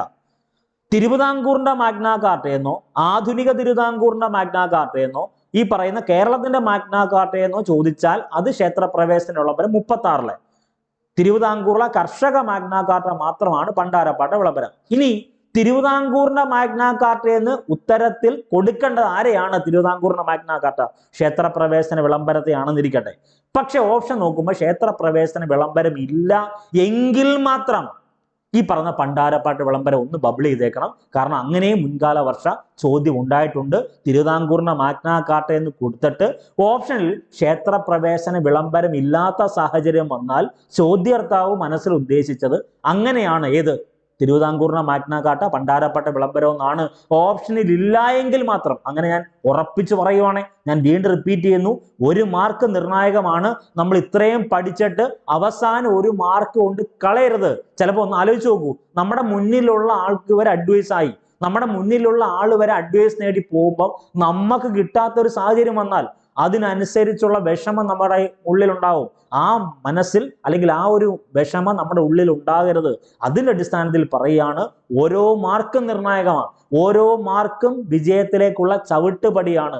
ആ ചാരനിറത്തിലുള്ള അഡ്വൈസ് ലെറ്റർ നിങ്ങളുടെ കയ്യിലേക്ക് എത്താനുള്ള ഓരോരോ മാർഗമായിട്ട് ഓരോ മാർക്കിനെ കണക്കാക്കുക. അത് കൊണ്ട് കളയരുത്. നെഗറ്റീവ് അടിക്കേണ്ട ഒരാവശ്യമില്ല. നിങ്ങൾക്ക് പറ്റും. 2024 നിങ്ങൾ ഇത്ര എഫേർട്ട് ഇട്ടു. 2025 നിങ്ങളുടെ വർഷമാണെന്നേ. 2025 നിങ്ങളുടെ വർഷമാണ്. നിങ്ങളുടെ വർഷത്തിന് വേണ്ടി ഇത്രയും കാലം നിങ്ങൾ മെനക്കെട്ടു. ഒന്ന് ആലോചിച്ച് നോക്കൂ, നിങ്ങൾ എഴുതിയ നോട്ടിന് കൈയും കണക്കുമില്ല. നിങ്ങൾ എഴുതി നോട്ട് എഴുതി ഓരോ ഡയറിക്കകത്താണ് എഴുതിയെങ്കിൽ ഒരു മിനിമം ഒരു 10 ഡയറിയെങ്കിലും നിങ്ങളുടെ കയ്യിൽ കാണും. ബുക്കിനകത്താണ് നിങ്ങൾ എഴുതുന്നെങ്കിൽ ഡിഗ്രി സമയത്ത് നിങ്ങൾ ഇത്രയും നോട്ട്സ് എഴുതി കാണത്തില്ല. +2 സമയത്ത് നിങ്ങൾ ഇത്രയും നോട്ട്സ് എഴുതി കാണത്തില്ല. 10ാം ക്ലാസ് സമയത്ത് നിങ്ങൾ ഇത്രയും നോട്ട്സ് എഴുതി കാണത്തില്ല. അത്രയും നോട്ട്സ് എഴുതി, അത്രയും മാത്സ് വർക്കൗട്ട് ചെയ്ത്, മെന്റൽ എബിലിറ്റി വർക്കൗട്ട് ചെയ്ത്, കറണ്ട് അഫേഴ്സിന്റെ ഓരോ കറണ്ട് അഫേഴ്സ് ഓരോ പത്രവും കാണുമ്പോൾ അതിലെ കറണ്ട് അഫേഴ്സിന്റെ സ്പോർട്സ്, ആനുകാലിക മേഖല, കേരള സംസ്ഥാനത്തിലെ പ്രധാനപ്പെട്ട ആനുകാലിക വിവരങ്ങൾ, ഇന്ത്യയിലെ പ്രധാനപ്പെട്ട ആനുകാലിക വിവരങ്ങൾ, ഈ പറഞ്ഞ ഇൻഡെക്സുകൾ, അങ്ങനെ തുടങ്ങി ഒരു സംസ്ഥാന ചലച്ചിത്ര അവാർഡ് പ്രഖ്യാപിക്കുമ്പോൾ ഉടനെ തന്നെ അവിടെ റെയർ കണ്ടന്റ് വല്ലതും ഉണ്ടോ? ആ റെയർ കണ്ടന്റ് ഉണ്ടെങ്കിൽ അവിടെ ആരാണ് കൊണ്ടുവന്നത്, അല്ലെങ്കിൽ അവരുടെ സാഹിത്യ സൃഷ്ടി ഏതാണ്? ഇനി ഒരു വ്യക്തിയുടെ വിയോഗം പോലും നിങ്ങൾ പഠിക്കുന്നത് ആ വ്യക്തിക്ക് ഏതെങ്കിലും ആത്മകഥകളുണ്ടോ, അല്ലെങ്കിൽ ആ വ്യക്തി ഏതെങ്കിലും സംഘടന സ്ഥാപിച്ചിട്ടുണ്ടോ? അങ്ങനെയൊക്കെ കഷ്ടപ്പെട്ടത് അടുത്ത വർഷം 2025 ആ ചാരനിറത്തിലുള്ള അഡ്വൈസ് ലെറ്റർ കിട്ടാൻ വേണ്ടിയാണ്. അപ്പൊ ഇത്രയും കാര്യങ്ങൾ ജസ്റ്റ് ഒന്ന് ഓർത്തു വെക്കുക. ഓക്കെ, അടുത്ത ചോദ്യത്തിലേക്ക് വരുന്നു. ചോദ്യം ഇതാണ്, ആരുടെ അഭ്യർത്ഥന മാനിച്ചുകൊണ്ടാണ് 1932 ഒക്ടോബർ 2 കെ കേളപ്പൻ ഗുരുവായൂർ സത്യാഗ്രഹം അവസാനിപ്പിച്ചത്? നമ്മൾ നേരത്തെ പറഞ്ഞു, ഉത്തരം ആരാണ്? ആരുടെ? മഹാത്മാഗാന്ധിയുടെ നിർദ്ദേശപ്രകാരമാണ് 1932 ഒക്ടോബർ 2 കെ കേളപ്പൻ ഗുരുവായൂർ സത്യാഗ്രഹം അവസാനിപ്പിച്ചത്. നിങ്ങൾ എഴുതി വെച്ചോ. നിങ്ങൾ എഴുതാൻ പോകുന്ന ഏത് പരീക്ഷ ആയിക്കോട്ടെ, ആ ഏതെങ്കിലും ഒരു പരീക്ഷയിൽ ഈ പറയുന്ന ക്ഷേത്ര സമരങ്ങളുടെ ഒരു ക്വസ്റ്റ്യൻ കാണും. ആ ക്ഷേത്ര സമരങ്ങളുടെ ക്വസ്റ്റ്യൻ നിങ്ങൾ ഈസി ആയിട്ട് കിട്ടാൻ വേണ്ടി ആ 323 പ്രസ്താവന ചോദ്യങ്ങളും അവയുടെ ഉത്തരങ്ങളുമുള്ള PDF നോട്ട് വായിക്കണം, പഠിക്കണം. എന്നിരുന്നാലും അത് പഠിക്കാതെ അത് ചിലപ്പം വിട്ടുപോയ ആളുകൾ കാണും. അത് എടുക്കാൻ പ്രിന്റ് എടുക്കാൻ 15 രൂപ കയ്യിലില്ലാത്ത ആരെങ്കിലും കാണും. അവർക്ക് വേണ്ടി പറഞ്ഞു തരുവാണ് 1931 ഗുരുവായൂർ സമരം. ഗുരുവായൂർ സമരം 1931 ഗുരുവായൂർ സമരം. കേരളത്തിൽ ആദ്യമായി ജനഹിത പരിശോധന നടത്തിയ ക്ഷേത്ര സമരത്തിന്റെ പേര് ഗുരുവായൂർ എന്ന. കേരളത്തിൽ ആദ്യമായി ജനഹിത പരിശോധന നടത്തിയ ക്ഷേത്ര സമരത്തിന്റെ പേര് ഗുരുവായൂർ സമരം എന്നാണ്. ആരാണ് പ്രധാന നേതാവ്? അത് പ്രധാന നേതാവ് കെ കേളപ്പൻ. 1931 ഗുരുവായൂർ സമരത്തിന്റെ പ്രധാന നേതാവ് കെ കേളപ്പൻ. ഇനി അവിടെ നമ്മൾ പറഞ്ഞ ജനഹിത പരിശോധന നടത്തിയെന്ന് പറഞ്ഞു. കേരളത്തിൽ ആദ്യമായി ജനഹിത പരിശോധന നടത്തിയ ക്ഷേത്ര സമരമാണ് എന്തെന്ന് പറഞ്ഞേ? ഗുരുവായൂർ സമരം എന്ന് പറഞ്ഞു. എവിടെ, ഏത് താലൂക്കിലാണ് ഈ പറയുന്ന ജനഹിത പരിശോധന നടത്തിയത് എന്ന് ചോദിച്ചാൽ വേറെ ഒന്നുമില്ല, പൊന്നാനി താലൂക്ക്. കേരളത്തിൽ ആദ്യമായി ജനഹിത പരിശോധന നടത്തിയ ക്ഷേത്ര സമരം ഗുരുവായൂർ സത്യാഗ്രഹമാണെന്ന് ഓർത്തു വെക്കണം. ഏത് താലൂക്കിലാണ്? പൊന്നാനി താലൂക്കിലാണ് ഈ പറഞ്ഞ ജനഹിത പരിശോധന നടത്തുന്നത്. അപ്പൊ ചില ആളുകൾ മനസ്സിൽ വിചാരിക്കും, ഹിതപരിശോധനയുണ്ട് സാറേ, പഠിക്കണോ? വേണം. ജനഹിത പരിശോധനയുണ്ട്, പഠിക്കണോ? വേണം. അഭിക്രമം എന്നറിയപ്പെടുന്ന ഒരു വാക്കുണ്ടോ? പഠിക്കണോ. തിരിച്ചു വിളിക്കൽ എന്നറിയപ്പെടുന്ന ഒരു വാക്കുണ്ട്, പഠിക്കണോ? 4 പഠിക്കണം. അത് ഈ പറഞ്ഞ കേരള ഹിസ്റ്ററിയുമായി ബന്ധപ്പെട്ടതല്ല. ഇന്ത്യൻ കോൺസ്റ്റിറ്റ്യൂഷൻ എന്നറിയപ്പെടുന്ന ടോപ്പിക്ക് പഠിക്കുമ്പം നമ്മൾ ഡയറക്റ്റ് ഡെമോക്രസി, ഇൻഡയറക്റ്റ് ഡെമോക്രസി എന്നറിയപ്പെടുന്ന ഒരു ടോപ്പിക്ക് പഠിക്കും. അതിൽ സ്വിറ്റ്സർലൻഡ് എന്നറിയപ്പെടുന്ന രാജ്യത്ത് നടക്കുന്ന 4 തരത്തിലുള്ള പ്രവർത്തനങ്ങളാണ് പറഞ്ഞിരുന്നത്. ഒന്ന് തിരിച്ചു വിളിക്കൽ, മറ്റൊന്ന് അഭിക്രമം, മറ്റൊന്ന് ഹിതപരിശോധന, ജനഹിത പരിശോധന. വരും ക്ലാസ്സിൽ കോൺസ്റ്റിറ്റ്യൂഷന്റെ ടോപ്പിക്ക് നിങ്ങൾ കമന്റ് ചെയ്യുമ്പോൾ അത് എടുക്കുവാണെങ്കിൽ ആ ടോപ്പിക് ഞാൻ എടുത്തോളാം. ഇത്രയും കാര്യങ്ങൾ ജസ്റ്റ് ഒന്ന് ഓർത്തു വെക്കുക. പ്രധാന നേതാവ് ആരെന്നാ പറഞ്ഞത്? കെ കേളപ്പനാണ്. അവിടെ ഒരു കമ്മിറ്റി ഉണ്ട്. എന്തോന്നറിയോ? ഗുരുവായൂർ ക്ഷേത്ര സമരവുമായി ബന്ധപ്പെട്ട ഒരു കമ്മിറ്റി ഉണ്ട്. ആ കമ്മിറ്റിയുടെ ഒരു പ്രസിഡന്റ് ഉണ്ട്, ഒരു സെക്രട്ടറി ഉണ്ട്. അതൊക്കെ ആ PDF നോട്ടിലുണ്ട്, വായിച്ചു പോകണം. ഓക്കെ. ദെൻ ഗുരുവായൂർ സമരത്തിന്റെ വോളണ്ടിയർ ക്യാപ്റ്റൻ എന്നറിയപ്പെടുന്നത് AK ഗോപാലനാണ്. AKG ആണ് ഗുരുവായൂർ സത്യാഗ്രഹത്തിന്റെ വോളണ്ടിയർ ക്യാപ്റ്റൻ. അദ്ദേഹമാണ് 1961 അമരാവതി സത്യാഗ്രഹം എന്നറിയപ്പെടുന്ന സത്യാഗ്രഹം നടത്തുന്നത് ഈ പറഞ്ഞ AK ഗോപാലനാണ്. ഏറ്റവും AK ഗോപാലനുമായി ബന്ധപ്പെട്ട അയില്യത്ത് കുറ്റ്യാരി ഗോപാലൻ എന്നറിയപ്പെടുന്ന AK ഗോപാലിന്റെ മറ്റൊരു പ്രധാനപ്പെട്ട പ്രത്യേകതയുണ്ട്. എന്തോന്നറിയാവോ? നിങ്ങൾക്ക് അറിയാവുന്ന ചോദ്യമാണ്. കേരളത്തിലെ പാവങ്ങളുടെ പടത്തലവൻ എന്നറിയപ്പെടുന്നത് AK ഗോപാലനാണ്. തിരുവണ്ണൂർ കോട്ടൺ മിൽ സമരം സംഘടിപ്പിച്ച നവോത്ഥാന നായകൻ ആര് എന്ന് ചോദിച്ചാൽ അതിനുത്തരം AK ഗോപാലനാണ്. അടുത്തത് ഈ ഗുരുവായൂർ സമരത്തിന്റെ വോളണ്ടിയർ ജാഥ ക്യാപ്റ്റൻ അത് സുബ്രഹ്മണ്യൻ തിരുമുമ്പാണ്. ഈ സുബ്രഹ്മണ്യൻ തിരുമുമ്പിനെ അറിയപ്പെടുന്ന ഒരു ചോദ്യമുണ്ട്. എന്തോന്നറിയോ? കേരളത്തിലെ പാടുന്ന പടവാൾ എന്നറിയപ്പെടുന്നത് സുബ്രഹ്മണ്യൻ തിരുമുമ്പാണ്. അതൊന്ന് ഓർത്തു വെക്കുക. അപ്പൊ പാവങ്ങളുടെ പടത്തലവനുണ്ട്, ഈ പറയുന്ന പാടുന്ന പടവാളും ഉണ്ട്. രണ്ട് ചോദ്യം. ഇനി ഏറ്റവും പ്രധാനപ്പെട്ട ചോദ്യമുണ്ട്. അധസ്ഥിതരുടെ പടത്തലവൻ ചോദിക്കും. അധസ്ഥിതരുടെ പടത്തലവൻ എന്നറിയപ്പെടുന്നത് അയ്യങ്കാളിയാണ്. എല്ലാം കൂടെ കേട്ടിട്ട് ഭ്രാന്താവരുത്, ജസ്റ്റ് പറഞ്ഞതേ ഉള്ളൂ, ഒന്ന് ഓർത്തു വെക്കുക. അടുത്ത മറ്റൊരു പ്രധാനപ്പെട്ട ഏരിയ, രണ്ടാം ഈഴവ മെമ്മോറിയൽ എന്നറിയപ്പെട്ട 1900 ഈഴവ മെമ്മോറിയൽ സമർപ്പിക്കപ്പെട്ടത് ആർക്കാണ്? ഞാൻ എല്ലാ ക്ലാസ്സിലും, എല്ലാ ഓഫ്ലൈൻ ക്ലാസ് ആയിക്കോട്ടെ ഓൺലൈൻ ക്ലാസ് ആയിക്കോട്ടെ, എല്ലാ ക്ലാസ്സിലും പറഞ്ഞുകൊണ്ടിരുന്നത്, അതായത് നേരത്തെ ഈ പറഞ്ഞ 3 വർഷം മുമ്പ് നമ്മളെ ഓഫ്ലൈൻ ക്ലാസ്സിലും ഓൺലൈൻ ക്ലാസ്സിലെല്ലാം എടുക്കുന്ന സമയത്ത് പഠിപ്പിച്ചത് കൊണ്ടിരുന്നത് ഇന്നുമില്ല. പ്രധാനമായിട്ടും 5 മെമ്മോറിയലാണ് പഠിക്കേണ്ടത്. യഹൂദ മെമ്മോറിയൽ, മലയാളി മെമ്മോറിയൽ, എതിർ memorial, 1-ാം Ezhava memorial, 2-ാം Ezhava memorial ആണല്ലോ. അപ്പൊ അതിൽ ഏറ്റവും പ്രധാനപ്പെട്ട ഒരു സംവിധാനമാണ് ഈഴവ മെമ്മോറിയൽ. ഈഴവ മെമ്മോറിയൽ തന്നെ 2 എണ്ണം ഉണ്ട്. ഒന്ന് എന്ന് വെച്ചാൽ 2 ഒരേ കണ്ടന്റ് തന്നെയാണ്. 1-ാം ഈഴവ മെമ്മോറിയലുണ്ട്, 2-ാം ഈഴവ മെമ്മോറിയലുണ്ട്. ഈ 1-ാം ഈഴവ മെമ്മോറിയൽ 1896 തിരുവിതാംകൂർ ഭരണാധികാരിയായ ശ്രീമൂലം തിരുനാളിന് കൊടുക്കും. അദ്ദേഹം അക്സെപ്റ്റ് ചെയ്യത്തില്ല, റിജക്ട് ചെയ്യും. അതിന്റെ അടിസ്ഥാനത്തിൽ 1900 ഈ തിരുവിതാംകൂർ കഴ്സൺ പ്രഭു സന്ദർശിക്കും. അപ്പോൾ ഒരു ക്വസ്റ്റ്യൻ ചോദിക്കും, തിരുവിതാംകൂർ സന്ദർശിക്കുന്ന ആദ്യ ബ്രിട്ടീഷ് വൈസ്രോയുടെ പേര് അത് കഴ്സൺ പ്രഭു എന്നാണ്. ഈ കഴ്സൺ പ്രഭു ഇത് സന്ദർശിക്കുന്ന സമയത്ത് ഈ പറയുന്ന ഡോക്ടർ പൽപ്പു എന്നറിയപ്പെടുന്ന പത്മനാഭൻ പൽപ്പു ഈ പറഞ്ഞ മെമ്മോറിയൽ കൊണ്ട് കഴ്സൺ പ്രഭുവിന് കൊടുക്കും. അദ്ദേഹം അക്സെപ്റ്റ് ചെയ്യത്തില്ല. അദ്ദേഹം പറയുന്ന ചരിത്രരേഖകൾ ഇങ്ങനെ പറയുന്നത്, തിരുവിതാംകൂറിന്റെ ഭരണകാര്യത്തിൽ ബ്രിട്ടീഷ് ഗവൺമെന്റിന് നേരിട്ട് ഇടപെടാനുള്ള അധികാരമില്ല. കാരണം തിരുവിതാംകൂർ സൈനിക സഖ്യ രാജ്യമാണ്. ഓക്കെ. ഈ പറയുന്ന മലബാർ എന്നറിയപ്പെടുന്ന പ്രദേശം നമ്മൾ ഡിസ്കസ് ചെയ്യും. കൊച്ചി എന്നറിയപ്പെടുന്ന പ്രദേശത്തെ പറ്റി +2 സ്കൂൾ ടെക്സ്റ്റിൽ കേരളം ആധുനികതയിലേക്ക് എന്നറിയപ്പെടുന്ന ചാപ്റ്ററിന്റെ PDF നമ്മൾ വ്യക്തമായിട്ട് കൊടുത്തിട്ടുണ്ട് ഈ കണ്ടന്റുകളൊക്കെ. അപ്പൊ അതൊന്ന് വായിച്ചാൽ ആ ഒരു ടോപ്പിക്കും ക്ലിയർ ആയി. അപ്പൊ കഴ്സൺ പ്രഭുവിന്റെ പ്രത്യേകത ഓർത്തു വെക്കണേ. തിരുവിതാംകൂർ സന്ദർശിക്കുന്ന ആദ്യ ബ്രിട്ടീഷ് വൈസ്രോയിയാണ് കഴ്സൺ പ്രഭു. The life of Lord Curzon എന്ന പുസ്തകം എഴുതിയത് ആരാ? Ronaldshay. The life of Lord Curzon എന്ന പുസ്തകം എഴുതിയത് റൊണാൾഡ് ഷേ ആണ്. അതൊന്ന് ഓർത്തു വെക്കണേ. അപ്പൊ ഇതിന്റെ ആൻസറിലേക്ക് വരുവാണ്. ഈ പറയുന്ന രണ്ടാം ഈഴവ മെമ്മോറിയൽ സമർപ്പിക്കുന്നത് കഴ്സൺ പ്രഭു അല്ലെങ്കിൽ ഓപ്ഷൻ എ ആയ ലോർഡ് കഴ്സൺ ആണ്. ഓക്കെ, 1896 ഒന്നാം ഈഴവ മെമ്മോറിയൽ. ആർക്ക് കൊടുക്കും? ആര് കൊടുക്കും? ഡോക്ടർ പൽപ്പു കൊടുക്കും. ആർക്ക് കൊടുക്കും? ശ്രീമൂലം തിരുനാളിന് കൊടുക്കും. അക്സെപ്റ്റ് ചെയ്യത്തില്ല. 1900 രണ്ടാം ഈഴവ മെമ്മോറിയൽ ആർക്ക് കൊടുക്കും? കഴ്സൺ പ്രഭുവിന് കൊടുക്കും. അതും അക്സെപ്റ്റ് ചെയ്യത്തില്ല. 13,176 ഒപ്പുകളാണ് ഇതിനകത്തുള്ളത്. ഒന്നാം ഈഴവ മെമ്മോറിയലും രണ്ടാം ഈഴവ മെമ്മോറിയലും ഉള്ളത്. അതൊന്നും ഓർത്തു വെക്കണം. അടുത്തത് A life of Lord Curzon. Life of Lord Curzon എന്ന പുസ്തകം എഴുതിയത് റൊണാൾഡ് ഷേ. പഠിക്കുമ്പം 3 പ്രധാനപ്പെട്ട ചരിത്ര സമരവുമായി ബന്ധപ്പെട്ട 3 ചരിത്ര സമരമല്ല ചരിത്ര പുസ്തകങ്ങൾ കൂടി ഒന്ന് ഓർത്തു വെക്കണേ. മാനുവൽ ചേർത്ത് Thiruvithamkoor manual, Kochi manual, Malabar manual. ഈ 3 എണ്ണത്തിൽ ഒരെണ്ണം കേരള ബാങ്ക് OA പരീക്ഷയ്ക്ക് ചോദിച്ചതാ. ഒന്ന് നോട്ട് ചെയ്തു. ഒന്ന് Travancore manual Nagamaiya, Kochi manual C Achyuta Menon, then Malabar manual William Logan. മറക്കല്ലേ, വില്യം ലോഗൻ. ദെൻ ഒരു ക്വസ്റ്റ്യൻ കൂടെ ഉണ്ട്, നിങ്ങൾക്ക് എല്ലാവർക്കും അറിയാവുന്നതാണ്. സാഗ ഓഫ് കൊച്ചി അല്ലെങ്കിൽ saga of Kochi, Cochin saga എന്ന പുസ്തകം എഴുതിയത് റോബർട്ട് ബ്രിസ്റ്റോ. ഒന്ന് ഓർത്തു വെക്കണം. ദെൻ അടുത്ത ചോദ്യം, തിരുക്കൊച്ചി സംയോജനം നടന്നത് എപ്പോൾ എന്നാണ് ചോദ്യം. തിരുക്കൊച്ചി സംയോജനം നടന്നത് എപ്പോഴാണ്? ആൻസർ ആയിട്ട് വരേണ്ടത് option A 1949 June 1, 1949 July 1, 1948 June 1, option D 1948 July 1. നിങ്ങൾ തന്നെ ഉത്തരം പറഞ്ഞേ. ഇതിനകത്ത് ആൻസർ ആയിട്ട് വരേണ്ടത് തിരുക്കൊച്ചി സംയോജനം 1949 ജൂലൈ 1 തിരുക്കൊച്ചി സംയോജനം. നമുക്ക് എല്ലാവർക്കും അറിയാവുന്ന. അപ്പൊ ആ ഒരു ടോപ്പിക് ഡിസ്കസ് ചെയ്യുമ്പോൾ നമ്മൾ പഠിക്കുന്ന എന്തൊക്കെയാണെന്ന് അറിയാവോ? ഒന്ന്, 1941 ജനുവരി 26 കൊച്ചി രാജ്യ പ്രജാമണ്ഡലം എന്നറിയപ്പെടുന്ന ടോപ്പിക്ക് പഠിക്കണം. VR കൃഷ്ണൻ എഴുത്തച്ഛനുമായി ബന്ധപ്പെട്ട പോയിന്റ്. അങ്ങനെ ഈ പറഞ്ഞ തിരുക്കൊച്ചി സംയോജനവുമായി ബന്ധപ്പെട്ട് മുഖ്യമന്ത്രിമാരെ പറ്റി പഠിക്കണം. ആ കണ്ടന്റുകളെല്ലാം PDF-നകത്ത് വളരെ വ്യക്തമായി കൊടുത്തിട്ടുണ്ട്. പറഞ്ഞല്ലോ, നമ്മൾ എഴുതാൻ പോകുന്ന മത്സര പരീക്ഷ ചിലപ്പോൾ നാളെ ആയിരിക്കാം, അടുത്ത ആഴ്ചയായിരിക്കാം, അടുത്ത മാസമായിരിക്കാം, എന്തുമായിക്കോട്ടെ. വരാൻ പോകുന്ന മത്സര പരീക്ഷയിൽ സിൻസിയറായിട്ട് വർക്ക് ചെയ്യുക, നല്ലതുപോലെ പോയി പരീക്ഷ എഴുതുക. എല്ലാവർക്കും എല്ലാവിധ ആശംസകളും നേരുന്നു. നന്ദി, നമസ്കാരം. കൃത്യമായിട്ട് ഈ പറയുന്ന കാര്യങ്ങൾ ഫോളോ അപ്പ് ചെയ്ത് പോണേ. കാരണം നിങ്ങൾ ഒത്തിരി അധ്യാപകർ നിങ്ങളെ മോട്ടിവേറ്റ് ചെയ്യുന്നുണ്ട്, ഒത്തിരി അധ്യാപകർ പഠിപ്പിക്കുന്നുണ്ട്. എന്നിരുന്നാലും നമ്മുടെ ഭാഗത്ത് നിന്ന്, ഈ പറയുന്ന കൂട്ടായ്മയുടെ ഭാഗത്ത് നിന്ന് പറയുകയാണ്, ആത്മാർത്ഥമായി പഠിക്കുക. വരാൻ പോകുന്ന മുഴുവൻ പരീക്ഷകളിലും ഉന്നത റാങ്ക് നിങ്ങൾക്ക് ഉണ്ടാകട്ടെ എന്ന് ആത്മാർത്ഥമായി പ്രാർത്ഥിക്കുന്നു. നന്ദി, നമസ്കാരം.